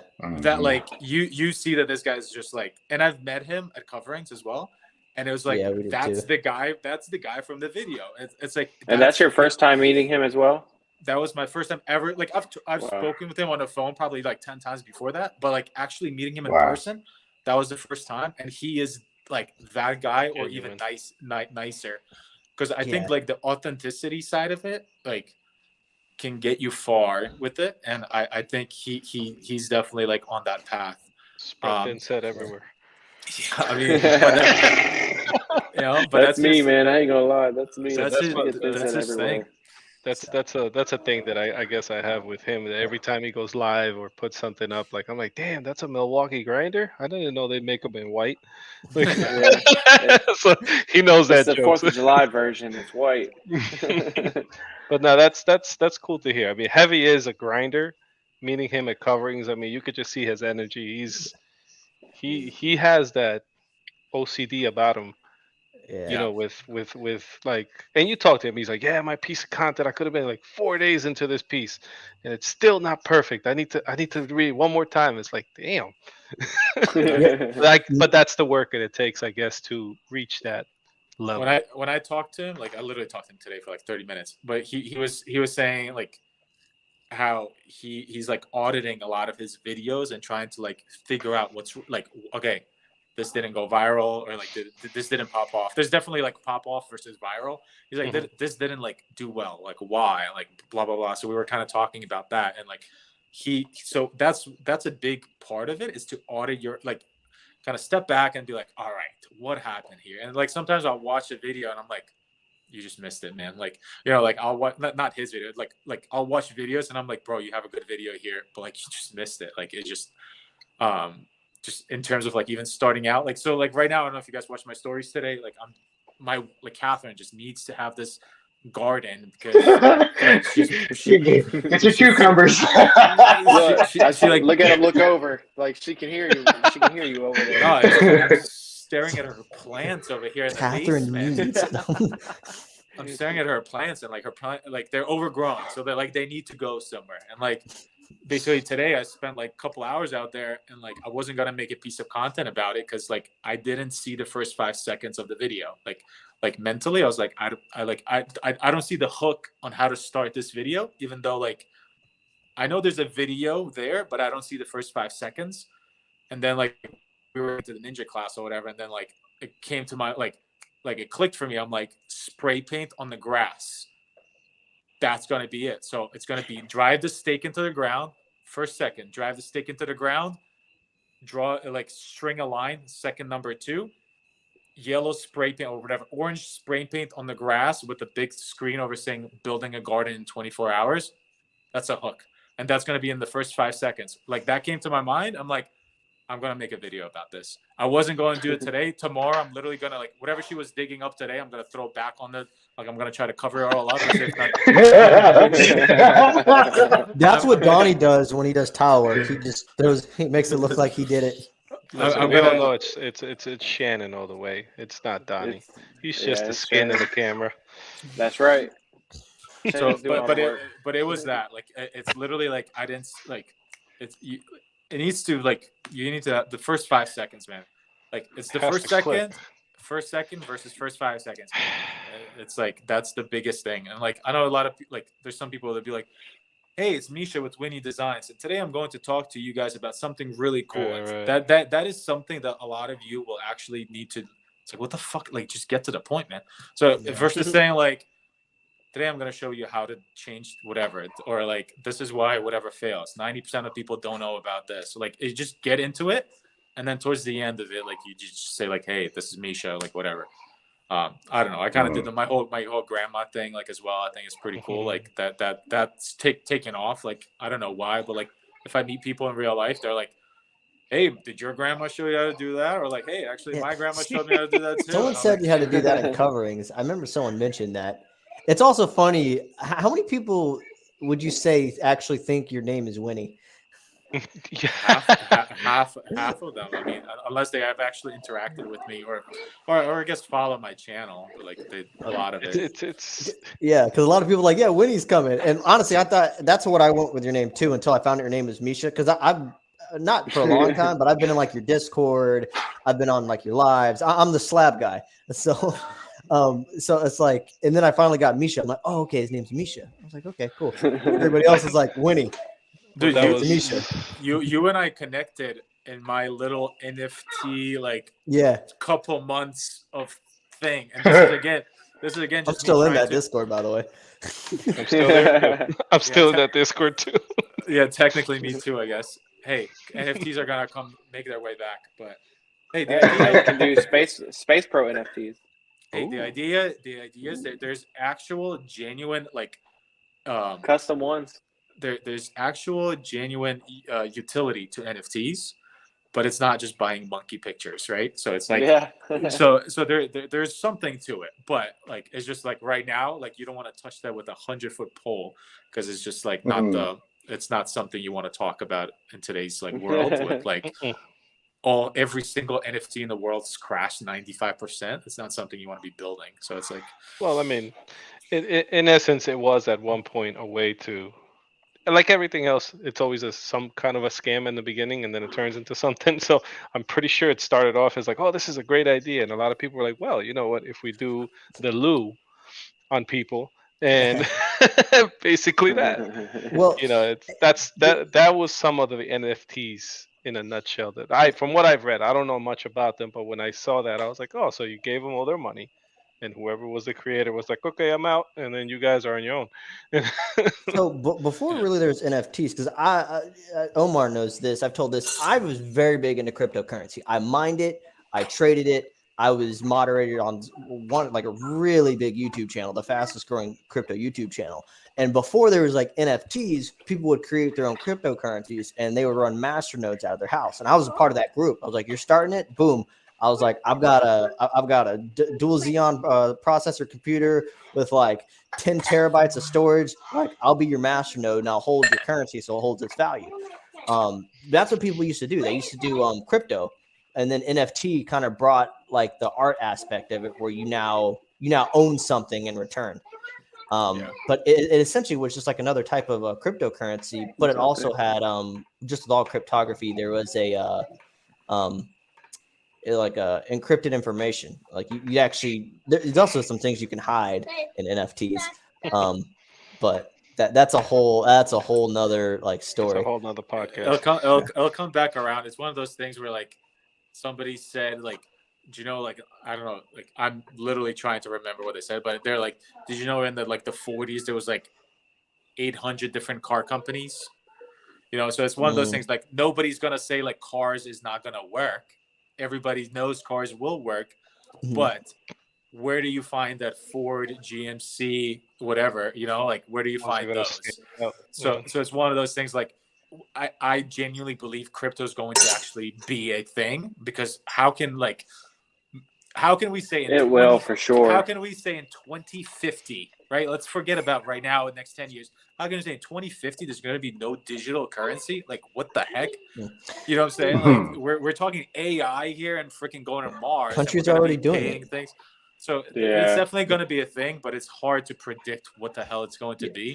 But it's same thing with NFTs. There's definitely going to be like those like Disneys of there, but there's like 99% of them are not. So how can you make that bet? Which is kind of scary. I mean, it's still kind of Yeah. happening. We got, especially like third world countries where their money has lost so much value that it's more stable to go to a cryptocurrency that has a very volatile market. India did that. India's moving towards a digital currency, and I think they terminated 80% of their circulating, like they got rid of all the big bills, like, and they announced to the whole country at 8 o'clock that at 12 o'clock, those bills were going to be worth jack shit. It's just a piece of paper because they're moving towards a digital currency. Well, India had a problem of people hoarding money. Yeah, that was the issue, because they I mean, crypto and all this, I think they were going more of even like just bank accounts. You have to go and open a bank account and have a credit card or like a debit card, whatever, because people literally would just have like a mattress full of money. And that was like that was an issue, because like all the money you print out into the circulation, people would just take it and keep it, and then it's like, so it was an issue, and they were like, you have to go trade it in. But especially in third world countries, especially in third world countries, that's very big. My family's from Bolivia, and I mean, it's cash. Cash is king. You know, they'll have some in the bank, but they always have cash. So, and I'm Omar probably have a similar story to that. But even now, I mean, I'll always do cash. Yeah, no, but like the cryptocurrency thing, and it's I've seen some things that are going to implement here in the U.S. too, where we're kind of headed in the same direction. We really are, and like cash will phase out. I mean, it's just inevitable. It's one of those things where it's gonna happen, whether you like it or not. I mean, honestly, it's already is. Like when they say like when they're saying like, oh, like we just put like an extra couple $1 billion into the stimulus or whatever.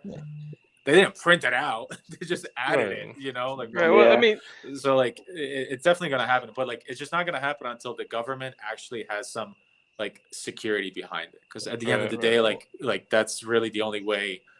Like, I mean, look at all the stuff that happened with like Silicon Valley Bank and all this stuff, like, because it was backed, it all worked out fine. But like, if it wasn't, you know, like it'd be screwed. Yeah. Well, I mean, once you think about it, we're kind of operating on a digital currency, because when they give us money, it's not money they actually have. It's money they have in theory. So it's all credit. So in reality, you know, it is a digital currency.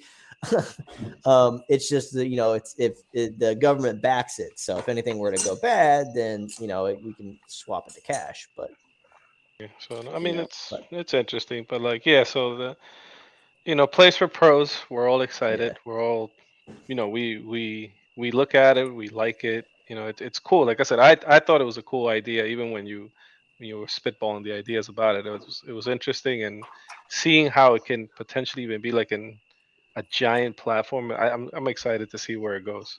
I said, having your own construction app. I mean, think about it. Construction app. That's wild. We're going to try, like, the goal is to figure out how to get as much utility on it as possible. And I think even like eventually maybe partnering up with one of these like jobber apps or one of these apps or something, or creating something of our own where we can, you know, I mean, but there's a cost with all of that. So it's like, you know, if you can figure out like that, where like it could be an app for people to like come in, hey, here's what I got going on. Here's my calendar. Oh, let me like scroll through some content really quick, maybe make myself a quick to-do list. Like all of that stuff, like that would be the game plan here. And I mean, we're reinvesting every single dollar back into it. I think the fact that like we're getting like 500 users a day right now to even go to it, I think that's pretty sick. Like right off the bat, it's just now, like, I mean, it's just trying to figure out how to scale it, and it's definitely out of my depth here, but I have a good team behind it, and I'm just a hype man, and not the idea man, but like more of like the contractor on the ground who is like, I'm building my own. I'm almost building my own like thing that I wish it was out there. That's just not, you know, and that's kind of what's cool, because even the people that I'm working with, they're like, the first original idea for the site, I was like, this is not is not what I mean, it was perfect, but it was not like unique. And I'm inspired by this NFT community, and I sent them like, basically I'm like, I went to OpenSea and I looked at some of the most successful NFTs. I looked at all of their websites, and I'm like, I sent them like the 8 or 7 websites that I found, like NFT looking websites, or like not NFT looking, the websites that are these NFT websites.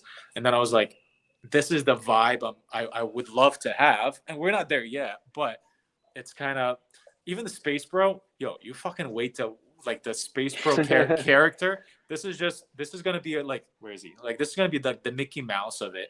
But like, there's going to be like the Electric Girl. There's going to be like all these like other characters that are going to like come out of it. That's sick. Yeah, that's awesome. You guys ever watch About to have your own Avengers.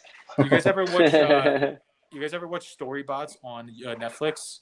Do you know what that that is? Storybots. It sounds very familiar. Yeah. Come on, guys.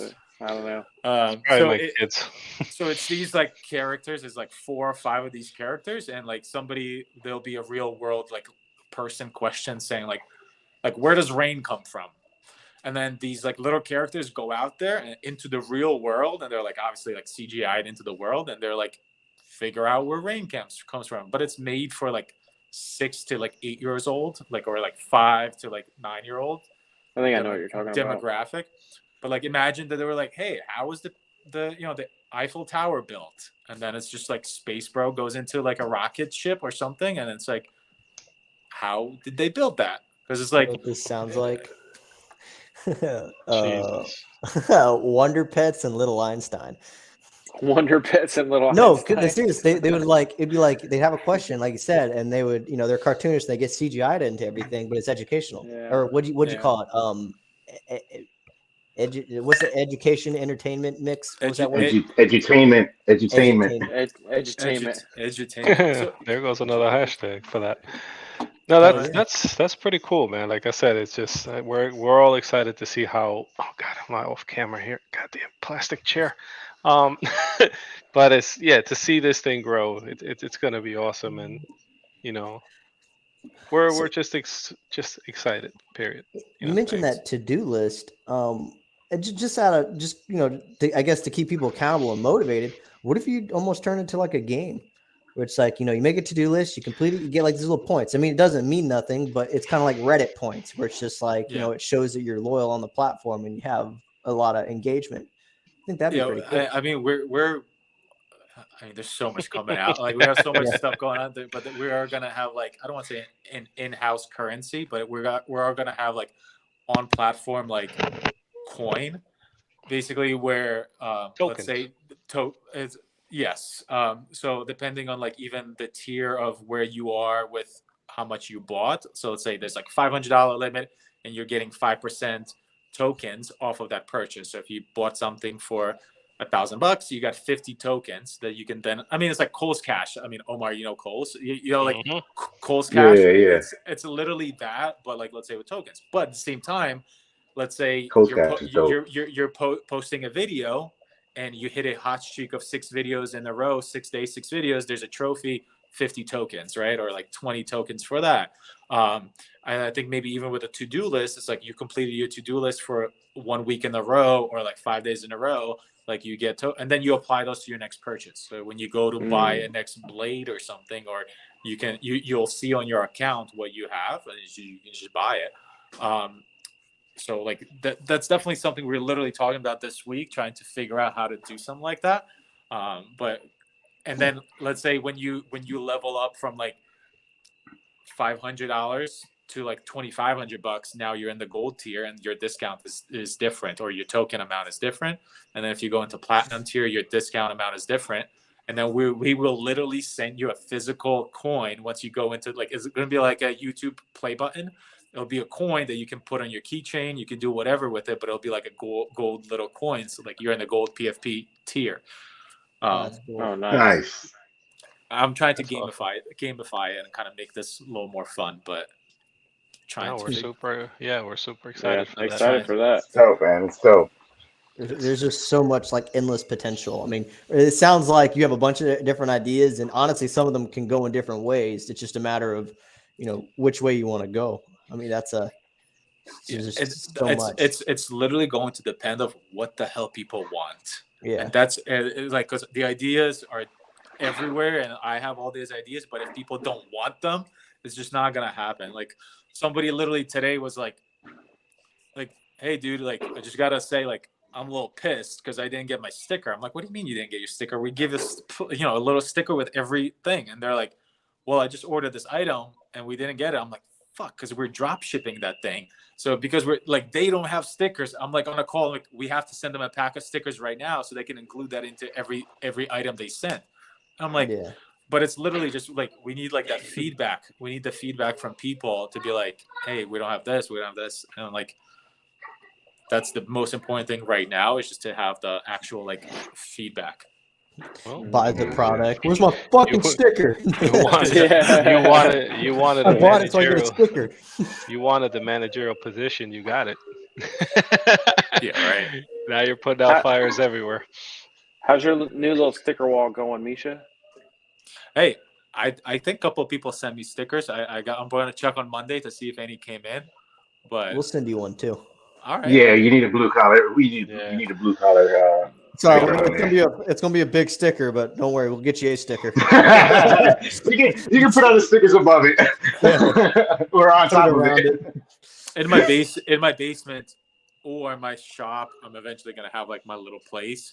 But right now, it's like everything I'm fixing, so it's like I just don't have a wall to put any of it on. But over there in my studio, like there's that shiplap wall. I'm like, well, I can always take this off and just put it anywhere I go. So I can like my vision with it is like I'll frame it eventually. So like I'll take it all off, I'll put a nice frame over it, and then put it on the wall as like an art piece once I get like it all stickered out. Nice. So that's why I was like, all right, this will work. Yeah, we're special. We're gonna send you a floor decal size sticker. Take up the whole board. You can put the other decals on top of ours. How's that? Yeah, like on the perimeter and the circle. No, but that's like I said. That's all this stuff is cool, and it's just like I said, the realism of it is, I think, it's what makes it different from the everyday cookie cutter stuff that we see on the internet, and just personable, coverings, and seeing the videos, and also including kids, family stuff. It's just more open versus just scripted and like construction. Yeah. That bores you to death right away. I'd say the only thing that I'm like really do struggle with is like I feel like unrelatability of like actually being in the real, like on a real job site and just like trying to get the job done because I got to get paid for it, all that stuff. Like I think that is, I don't want to say it becomes an issue, but it's just a pivotal moment where it's like I'll get some DMs. So if somebody's like, dude, I used to watch your stuff because like I would just follow it along, and now it's changed. Good on you, but it's just like not something that I'm like, geez, man. So it's almost like one of those things where like the rapper, like, the rapper breaks out of the hood or whatever, like the classic story, and then the hood hates him. The hood hates him for it. You're a traitor. I mean, I don't know. Like, does that make sense? The analogy? Yeah, well, absolutely. Well, you would consider those, I guess, growing pains, because you're growing out of that shell. I mean, you could stay there and grow, but potentially you're going to hit a point where you have to follow where it goes, and then that's when you force something. I feel like you end up failing. And you also got different systems. So, right. Because I mean, I'll openly say, Omar knows this. I'm not big on like sheet membranes on drywall or on walls. I'll do it on the floor, but not on the walls. So like some of your earlier stuff where it was like the Go board, or not Go board, but like the foam boards. Actually, I think you do have a Go board video. But you use foam boards essentially, and that's what I prefer. But as far as the sheet membranes on the wall, I watched it just because I like the education of it, but it's not a practice that I put into place. And I mean, I know it's perfectly fine. We've talked about that too. It's just I don't do sheet membranes on the walls. So yeah, and that could be that person's perspective too, where it's just like, hey, we're on the right system, and then you moved over to the sheet membranes on the wall, and they're like, yeah, they kind of drifted away. But some other people might be like, well, this is easier and faster. This is more for me versus some of your earlier stuff, with other systems. So that's a good point. But I mean, Guru now came out with their wall board. Yes. So like their dude, I like their CEO was just in Spain. They're coming out with some freaking sick products at the end of the year that like they're like, I mean, obviously I'm like, with them tied in with them, but I freaking love this company. They're literally like they're doing the same thing that I want to do with like Place for Pros, but they're literally asking like, how can we make this better? And then like they're actually listening. Like let's say with their pans, we're like, we'd love to be able to customize your pans to size, but at the same time still keep the flaps. Can we figure out how to do that?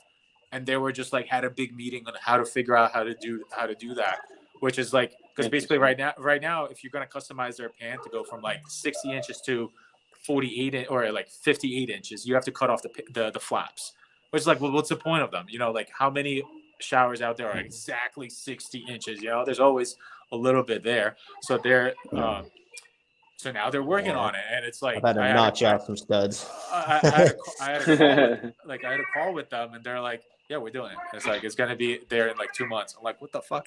You know? And they're like, so it's really genuinely like cool to like to talk to them because they actually like listen, which is really cool. Which who found who? Did you find them or did they find you? Yo, I had that whole fiasco with freaking KBRS people. Yay! Yay! The freaking weirdos. I posted about Ukraine and they cut ties. Like they cut ties with me because I posted about Ukraine. Like what the heck? Wow. It's the weirdest thing. But literally on like Thursday, I broke off with them. On a Friday or Saturday, like Vincent from Guru. Like DMs me. He's like, "Hey, we're new in the like and whatever. Like, we'd love to see if you'd be interested in trying out our product." Oh, it didn't work out. Don't Wow. And he found me on Facebook, which I like literally never even posted on Facebook. I had like zero anything on Facebook, and he found me on there somehow. DM me. I never even checked those DMs. Catherine checked those DMs, so she's like, "Hey, this guy really wants to talk to you, whatever." So I called him, and he's like, "Hey, you know, like my name's whatever. I'm with Guru," and I'm like, "Listen, on Monday, so this is Saturday. I'm like, on Monday, I'm doing a shower system. If you want to come and like test it out, like I'd be happy to." This fucking guy shows up in New Hampshire on Monday. Holy shit! I'm talking to him, and he's from Texas. So he literally drives up, and it was January, I believe. He does the shower system with me. Whatever, we go out to dinner with Catherine, and like this guy is awesome. And like literally, if not for him, like this would not have been. And it's like the guy just came through. I mean, like a lot of companies talk, and he's like, "No, I'll be there." I'm like, "Yeah, I'm sure you will." Like, all right, let's see it. And the guy freaking shows up, and he's like, "Yeah, I'll be there." Like, what, 8 a.m.? I'm like, "Yeah, like, all right." KBRS is kicking themselves in the ass over that. And that's he's on a boat right now. Don't worry about him. Or his Corvette. But see, like that's one of the things I guess a lot of companies are gonna have to either capitalize on it now because now they're behind the curve because you created this place where they should have just listened. Yeah, it was that simple. I'm really hoping that all the creators are making money and charging people. I always cringe when people are just like, "Yeah, I just like take products and like I'll post videos." I'm like, because it sucks for me. Like first of all, like I'll be as selfish as I'll say. It's like because if everybody's charging, then they have to compare apples to apples versus because they could say like, well, if I have to pay Misha this and I can get these 9 guys to post it for free, like I don't care how good his content is, whatever, I'll just have these 9 guys do it for free. So like I really hope that we get to a point where all these companies stop freaking Schluter. Like you like, I have a thing with them. Like there is an absolute cult. There's an absolute Schluter cult out there. Yeah, people freaking love them. This company straight up hates the installers.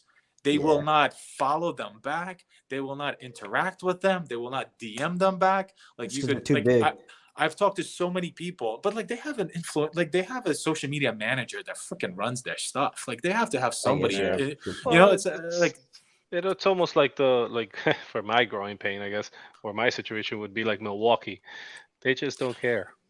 Dude, Milwaukee won't talk to me. They won't talk to our. They won't talk to anybody. They won't talk to anybody because they couldn't care less about because they've made it. And same thing with, and it's funny. Like I'll see like all these people go and like defend Schluter. I'm like, they don't fucking care about you, man. Like what are you like talking about? They're like Schluter for life. I'm like, you know, thank God Coverings was I guess my wake up point with that, and also meeting Jose, because Jose brought up a lot of good points and Yeah. opened up your eyes to like how social media should be versus how we were treating it. At first we're like, oh, you're getting free material. Yeah, that's cool. But like, What and are you we're getting?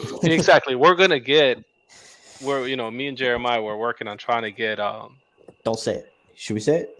no, not yet. But We're it's a working on it. creator who wants to make sure we can all be on the same page. Is exactly what you're saying. We should all be charging.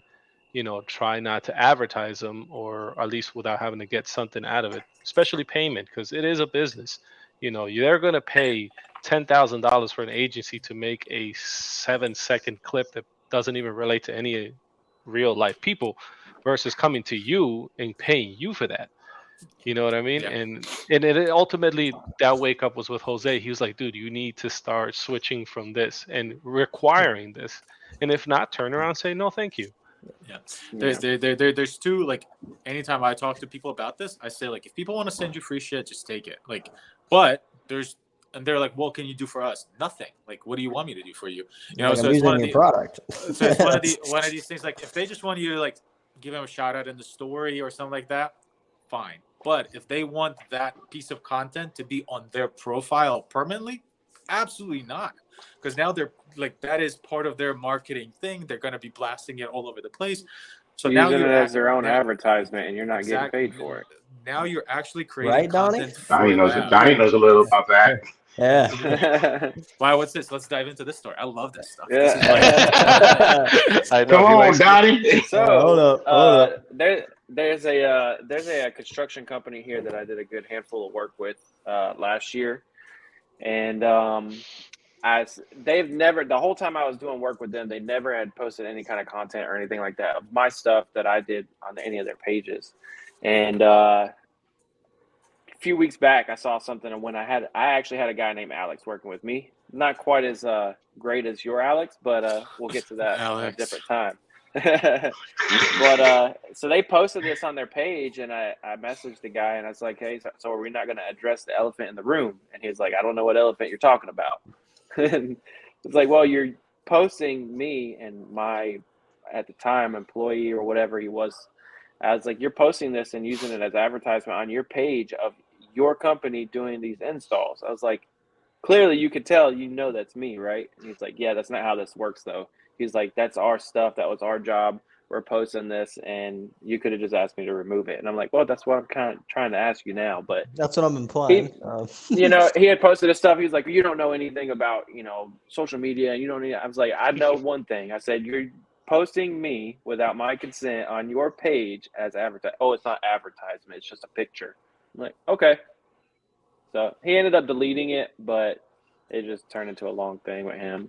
And I'm like, no, you can pay me for it. I said, I can send you a price list. Yeah. That's what we told him. I was like, tell him we're going to send him a price sheet. Yeah. So. Price sheets. Yeah.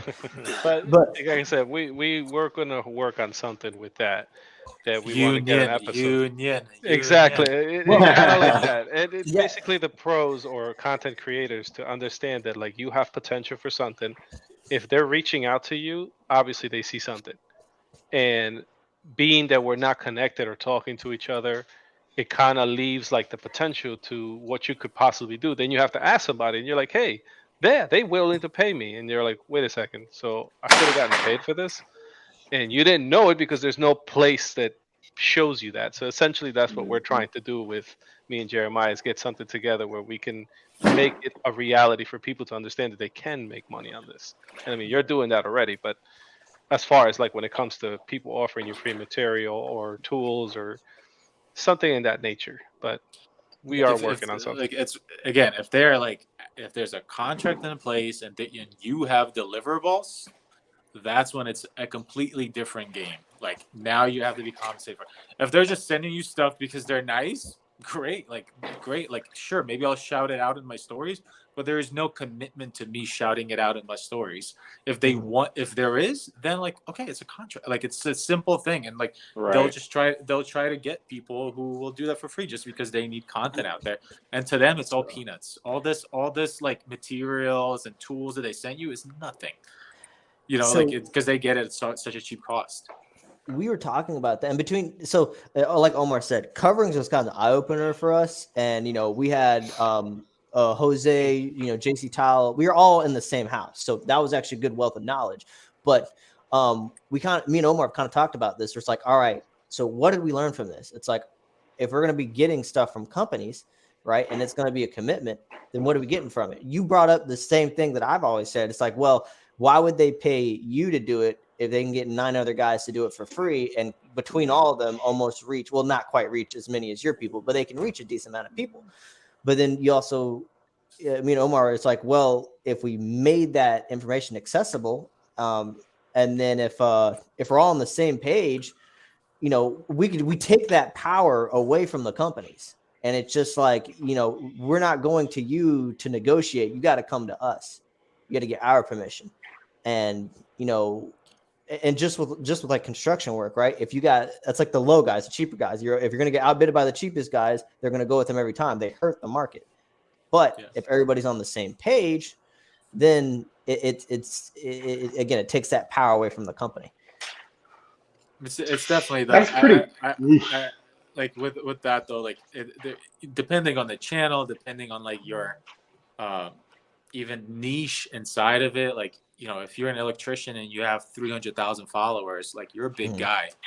If you're a DIYer and you have 300,000 followers, like you're just a small guy, So there's definitely there's levels to it. I think like at the end, like if we're all on the same page, like we got to charge people for this, and this is a business thing, and it's like there's definitely should be that. But like for me, like that's why I don't do price sheets. I don't have a price sheet. I've never had one, like because. Like, let's say if I want to work with Pronies and they're a nice little company from Maine and just like amazing people, I'm not going to charge them the same price that like, let's say potentially Lowe's would want to work with me. Like I like consciously, I'm like, I would love to work with these people because they're nice people. Like, so like, I'll just do that. And then if there's a company that I'm like, I'll just throw it at the wall and see if they want to do it. And then if they don't, oh shit, like, all right, well that works. But if I had that price for every single brand deal, like I wouldn't be able to do it. So it's situational thing. 100%. And like, you just have to see like, damn, like even the negotiation or the conversation part of it is a pain in the ass, which means the whole thing could be a pain in the ass. But like, if you see that people are awesome right off the bat, that's why like, people are like, oh, send me your price sheet. I'm like, for what? What price sheet? Because it's like saying like, hey, give me an estimate for a bathroom. Okay. What are we doing? Like, what bathroom? Well, there's got to be. It's more personable thing because in essence, it's a kind of like a deal, like a partnership at one point, and you kind of want that connectivity with them. You just don't want it to be like, give me your price sheet, here you go, deliver, next one. Yeah, you know what I mean? Like, right, there's no relationship, there's no growth, and channels are, I feel like all these Instagram channels are about connectivity and growth to a relatable level. Like you see Vincent flying out there, like that's very personable versus a company that says, here's the price sheet, I need you to deliver this, that, and that. And then after that, it's like, all right, next one.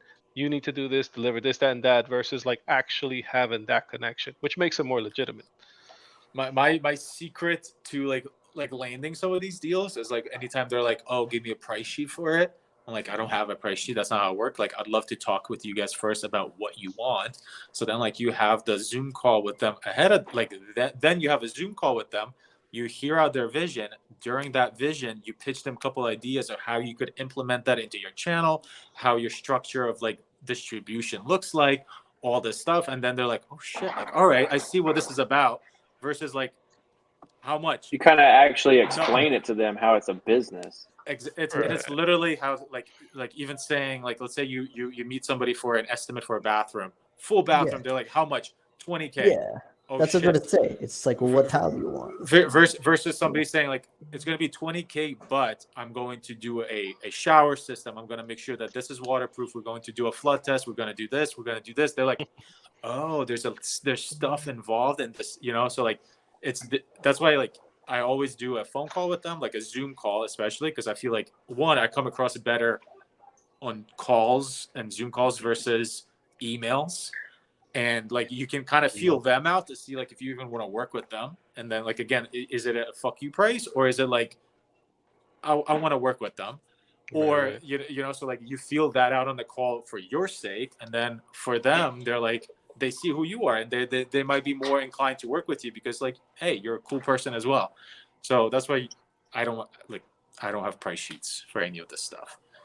You kind of know your market rate for some of this, and then like you just you go off of that, you just throttle up or throttle down with it. But you know, Right. hey, Yeah. I'll I'll get try you some out golf deals. golf. No. But yeah, no, that's cool, and like that's also again that could be used on social media. How you do the price sheet. You don't have a price sheet. This is how you talk it through it. See if it works. See if it's even going to be a good partnership. And that also goes with contract work too, which a lot of people are like estimates. They kind of like, oh, I should have a price sheet or a price in my website that says, okay, A, B, D packages. And like, yeah, that would work for a certain amount of clientele. But then if you want the specific clientele that comes to you, it says, I need somebody that's going to create something for me, Yeah. you know? And What's then, like? Are we talking about delta valves? Or are we talking about like growy whatever valves? You know, so like what are we Growy, like yeah. what are we talking Yeah. about like in finishes? You could like literally get a toilet for Yeah. $150, or you could get a $2,000 toilet. You know, and it's like Totally. what are we talking about? Like so, Right, exactly. That's it's I always found impossible. it right. I always found it easier for me with my estimates. It's just I want to see the person, I want to talk to them. Sometimes they Yeah. see my energy and excitement of like, oh man, we can pull this cool shower in this corner and the niche is gonna be here and your tub is cornered with the windows so you can look out the windows while you're soaking in your tub and it's gonna be this tile. So when they see that, they connect better. And I think like brand deals like that, you could connect better with the brands if they can listen to you. And also for you before they even like, yeah, we just want a cookie cutter. Like it Well, you're helps you selling too. yourself. Right, Just with the exactly. bathrooms, you're selling yourself, and they go, like you said, I really like this guy, and then they go, okay, let's figure out how much he's going to charge us, right? Right. So they're already sold on you, and sometimes that can be the difference between paying a little bit extra and being like, we're on a budget. Yeah. You know? So this is kind of like another way like the place for pros came in, because I'm like all right, there's micro influencers out there who are can't really pull in that type of, I don't want to say flex, but like that kind of like, all right, I can't charge them like X amount of dollars for that. How, like, what other creative ways can this happen? And it could be like the commission based route of it. So like, then this is how like Place for Pros, if you can do it on there, and there's no other store out there that would be able to do this. There's no other way that you could set it up. Where here it's like you could set up that right through it.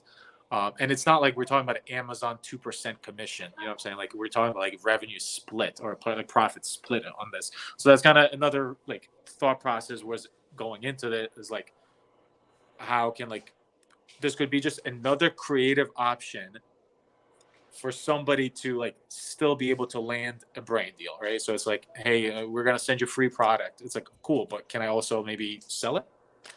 And then it's like, then it could maybe work out. Yeah. Get a percentage out of it. Yeah, I mean Okay. that Hey, I'm new. Go ahead. Yeah. All right. So I know we kind of talked about this before already, but like You go. for you had a business that failed, and then you're doing tremendously great with your business and everything now. Like, at which point did you learn all the business shit behind all of this? Because you're fucking great at it now. Like, did that like, was there a switch, or was that like just like I gotta learn this shit now, or like what So happened there? let me be very clear that my construction business is doing really bad. Like, so like I should not be any, like, there should be no world that it should take you a month and a half with a helper, or 2 months in some cases, to do a bathroom. So like my construction business is really not a role model. Like, it should be a role model for like the quality of work and the method of it.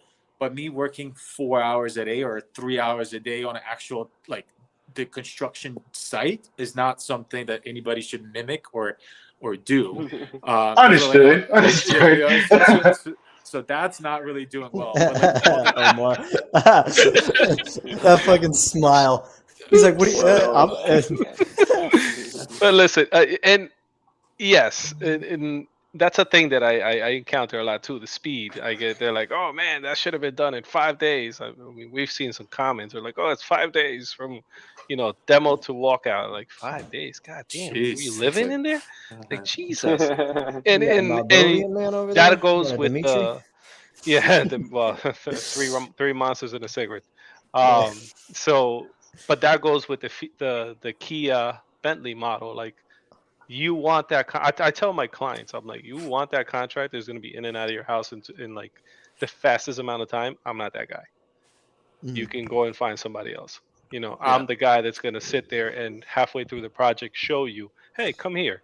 Do you like how it's looking? Oh no, we want to change this. Perfect. Versus a guy that's like 8 in the morning, 6 in the afternoon, 2 weeks, 3 weeks later, out the door. And then people kind of like not happy with that. So I'm trying that model, and it's been good so far. But like you said, realistically, as far as like a construction model, yeah, that is probably not how it should have been run, but it's no. working. Like our construction business, I don't want to say we're breaking even. We're like making money with it. I mean, right now we're not doing it, but before New Year's, basically, like we were doing all right, but it's not something that we can like do. But at the same time, it's because I would then spend another 5 to 8 hours on the social media side of it, right, and then all this other stuff off of it. So like at the end, like it is that. But I guess to learn it is just like I'm just trying. And it's like if it's not working, it's like why? The biggest thing is like audit your whatever you're doing, just audit it. It's like why is this not working? Figure it out. Yeah. Like it's Yeah. it's like you literally just have to step back and say like why did this not work? Like okay, how can I fix it? And it's like and honestly, it's all out there, especially now with fucking Chat GPT. You can ask it anything. Like even like I my fucking love that. like even my like contracts with like brands and stuff. I'm like, Mhm. please write a contract between Winni Designs, represented Yes. by Misha, and this brand where Misha will do this, will get paid this much. He has to do this and this and this in state of New York or whatever, New Hampshire, blah blah blah, and go for it, right? And then it'll like literally spit out a contract, and you'll read through it. You're like, simplify it, or you could say like Add this. specify this. in the third paragraph, add Mm, this and this, just gave me an idea. in the third paragraph it will add that and that and that. It's just like Which one it's you use? nuts. Yeah. It's just open AI for Open computer. AI, open The AI, app- Yeah. ChatGPT. You It's brought the original, man. Don't mess with anything else. Just use open well, AI. They don't it- have an app, so all the apps use Chat GPT as open source. So they Right. use the open AI on the different apps. Some of them make you pay, Okay. but Yeah. the original one on the computer, you don't have to deal with all that. They just have Chat You GPT. can do it on your phone, but Gotcha. you just have to go on the internet on your phone. Not Yeah. like I don't Yeah. I never Yeah, use the I app, go from but Safari. Yeah. Yeah, no, Well, listen. I'm sorry, man. I got to get going. But Misha, it's been fucking great, man. I've been looking forward to this episode since I knew it was gonna happen. But I gotta kind of get up out of here. But I definitely don't want to leave without giving you your flowers, man. Thank you for all the teaching you have done, man. Like it's like I know Omar and Jeremiah kind of gave you theirs already earlier and shit like that, man. But when you said that you started doing this about 3 years ago, I remember when I was starting with the old contractor that I used to work with. I would like show him videos of, like this guy that I found online. He does it this way, and he's like, get the fuck out of here. And I'm just like, what the fuck, man? This guy teaches me a lot of shit, man. So it's like, thank you, bro, because man, honestly, you definitely gave me that boost in confidence that I needed to go out there and do things on my own, man. But it's been I great appreciate talking it. to you guys for the past couple of hours, man. I just got to get up out of here. Yeah, you got my number. Hit me up. Anything you need. Yeah, all dude. right? Hell yeah, man, for sure, man. I Appreciate it. appreciate you being here today too. Yeah, man, definitely. Thanks, guys. All right, man. Catch up with y'all later. Is this a goodbye for everybody, or what's going on? No, just for him. Just me. All right. Just Oh, it's just me, man. You guys can hang out, man. I just got to go be a dad. Gorilla out. So- Gorilla out. Gorilla out. Gorilla out. No, Peace. cranberries Pound your chest. out. Pound You your like- chest. Hey, Cranberries don't say out. nothing about cranberries, man. But it's interesting with the Chat GPT thing. Alex Harmanzi, I follow him because he does give a lot of good, free content, if you will.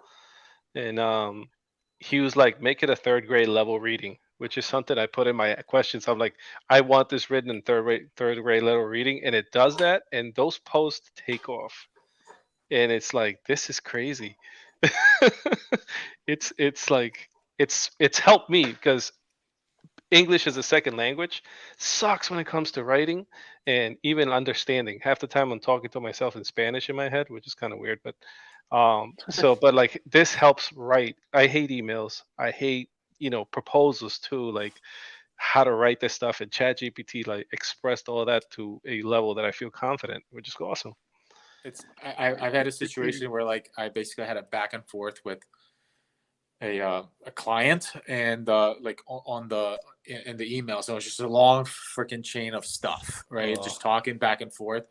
So I then took that entire thread, I pasted it into ChatGPT, and I said, convert this email into a contract, and then it literally did that. So like and then it said, like in the beginning, based on the email starting on this day, this time, through this day, this time, we talk, like, and then it just compiled all the information from that That's email. crazy. And then it just like basically bullet points of deliverables that have to be done versus that it was like, holy crap, I'd missed this stuff.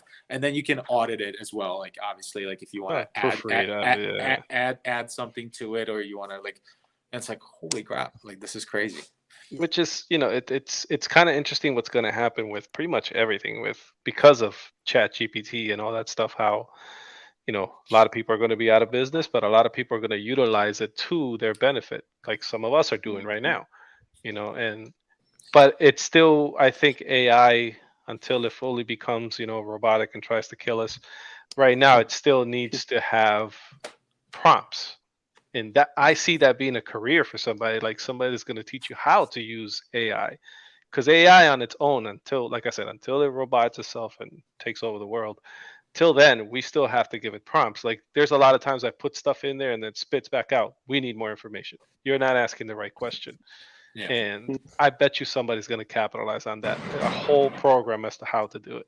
So there's for ChatGPT, and I don't know if you guys have looked into it. So ChatGPT, or not ChatGPT, there's an AI that will link with your brokerage account, and it will take information from from newsletters and stuff, and it actually outperformed the S&P 500 by a pretty significant amount. But just with all the AI, they're feeding this information to the AI, like copy and pasting. It's reading headlines. It's not scanning the internet. You got to feed it. That's just with like Chat GPT. You got to feed it information, and the more information you feed it, you get a better performance out of it. Like if you ever have a problem with Chat GPT, you can give them a background. Hey, I do this. I do this type of work, blah, blah, blah. You give it like a background story, and then you ask questions, and it will remember that prompt. It will take all that into consideration. So, AI, there definitely is a market for people to feed information for it, and it will just retain that. But, there's actually people that are already doing that and already looking into that. I had this like I have this vision of like, let's say there's a courtroom, and like there's a chat, like not ChatGPT, but like whatever. There's an AI on one side of the aisle, right? Oh. And then there's an AI on the other side of the aisle. So now you have this AI that literally knows the law, every single law book in US, whatever, inside and out. Snap of your finger. Inside and out. Literally, it will say like, this is how you convict this freaking person, right? But on the other side, there's also an AI that will say all like, the loopholes. It knows every single loophole. Here's how you convict this, like whatever, like exonerate this person, right? At the end, it's going to come down to this lawyer and this lawyer presenting the facts and selling it to the jury. So it's still going to like kind of, because the judge, they're not going to put an AI as a judge. So they like, because we're humans are too egotistical to do that. Like, true. So at the end, we're flawed humans, and we're going to still pretend that we're best at everything, and we're just not going to be able to do that. So like at the end, it's going to come down which lawyer is better at selling it, because they know the answers and they know the answers. So it's like who do you believe? Yeah. And without a doubt, there have to be some attorneys now that use Chat GPT to look through. Because once you think about it, I mean, that's super efficient. I mean, whether they look through the code book or they can ask a question and it'll auto, or not the code book, they're wrong. That's construction. The law book, right? It'll, what would take you maybe hours to do if it's a unique situation gets all presented to you, and like, or all the relevant things to that topic gets put in there. So ChatGPT is going to be interesting. Speaking of the code book, though, like we were looking at how can we implement that into Place for Pros, where people can ask code questions of like, what is the code in Nevada for waterproofing a bathroom, or like what's the code for like stud clearance, whatever, in New Hampshire, and it'll just that spit it gets out for intricate really quick, because a lot of times you also get into counties. So North Carolina has, if it's written in text, which it all is, it's there. You know what I'm saying? Yeah. So if it's online, it's there. That's an interesting, because I've always wanted to find a site that has that. Like, you know, a lot of people like that I've met, other contractors, I'm like, oh man, that thing is so close to the toilet. I'm like, you know, it's 15 inches 15 is the limit. Like that's the standard code for the entire United States. It's not just a county thing. That's a plumbing code. IBC Yeah, the code, IBC International Build code. Code. Right. So that's a standard code, but like a lot of guys don't know it because they didn't go through the proper training, apprenticeship, whatever, or somebody didn't teach them that.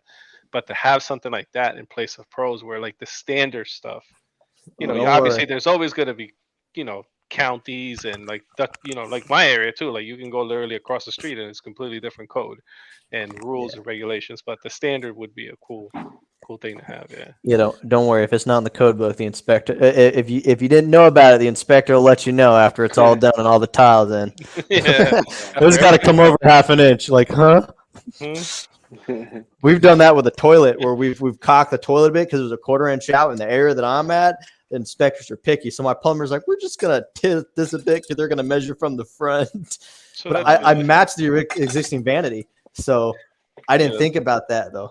That's when you like hand her the brown bag and be like, so 1/4 of what? No, there's a video of there's an inspector. He's like measuring a column, and a guy smacks a wad of cash on the other side, so it's wide enough, and he's like, good. And then leaves. Fast. But yeah, no, it's awesome. Like I said, the ideas, and it also inspires others like us too. Like I'm getting a lot of inspiration out of this, basically, like what you're building. Cool. And it's also checking me too, because like you can get into a place where you stuck. You say tunnel vision, which is what kind of I am. And I tunnel vision, and I'm like, I try to step back, and I'm like, all right, what is he doing? How can that be implemented, or how can that inspire me to do my own things? Because again, I always fall back to like, okay, what are these guys doing? If they can do it, or they can have that jump in the void kind of mentality of it, because essentially that's what it is. You know, opportunity is not an opportunity until it's passed. All of it is risk. You know, when you're looking at it, you're taking a risk. I mean, this could potentially be the greatest thing, or it could flop. But so far, it's heading to the moon and Mars and wherever the hell it's going to go, wherever Space Pro is going to go. With your new your new thing that you're doing with Place for Pros, you're gonna have some new names in there too. I mean, not as far as creators, I'm talking about as far as like brands and things like that. Yes. So now, like, well, we're not like shopping it around right now. But there's definitely brands who have already reached out to us, which is cool to be like, hey, we'd love to be like there. But we're more or less trying to fine tune what it looks like. But then after that, there'll be more than just Guru Shower System. There'll be more on there. But right now, we just want to perfect it. This way we can scale in terms of like, we're focusing more on the like users. How can we get more users to the platform and like create the best user experience? And it will take to have more brands and more, you know, people that would want to buy there. But eventually, like if we can get X amount of people, then even the Milwaukees and the Walts of the world will come, because that's where the attention is. So you got to build the attention, and then they will come. But they see the finance of it, they'll come. Yeah, but hopefully at that point, then that's why like I want to make it as much as we can about the users, and then monetize the brands. That's what, like, instead of monetizing the users with the membership walls and all this stuff. So like, you know, so instead we're just going to create the best user experience, and then, which is Amazon, right? So the Amazon was is like just about to say that. they're making it all like that's what they always say, like if it's ever between a supplier or like a store or a customer, you always pick a customer because there's always another store, but there's not another customer. Or a store is useless without the customer, right? Because if there's nobody to sell it to, that's why you always pick the customer side. So we want to fine tune it more, and then now that we have proof of concept, we can reach out to these brands, and like we're even talking to some other influencers in different trades, and now we're like, hey, are there brands that you're working with that we can bring in and then do this thing for you as well? And like, so it's like there's still a lot of just like actually like not finishing up, but actually getting the platform to where like looks better and all this stuff. Like Well, we're working on it. So So- essentially, you took Amazon and turned it into the space garden now, which is awesome. It's going to be way bigger than that because it's more for the, like you say, you're focusing on the users, you're focusing on the installers, which kind of flips the whole script because most of the companies are like product, product, product. Forget the user, forget the installers, forget them. As long as the product is going out, numbers are good, perfect.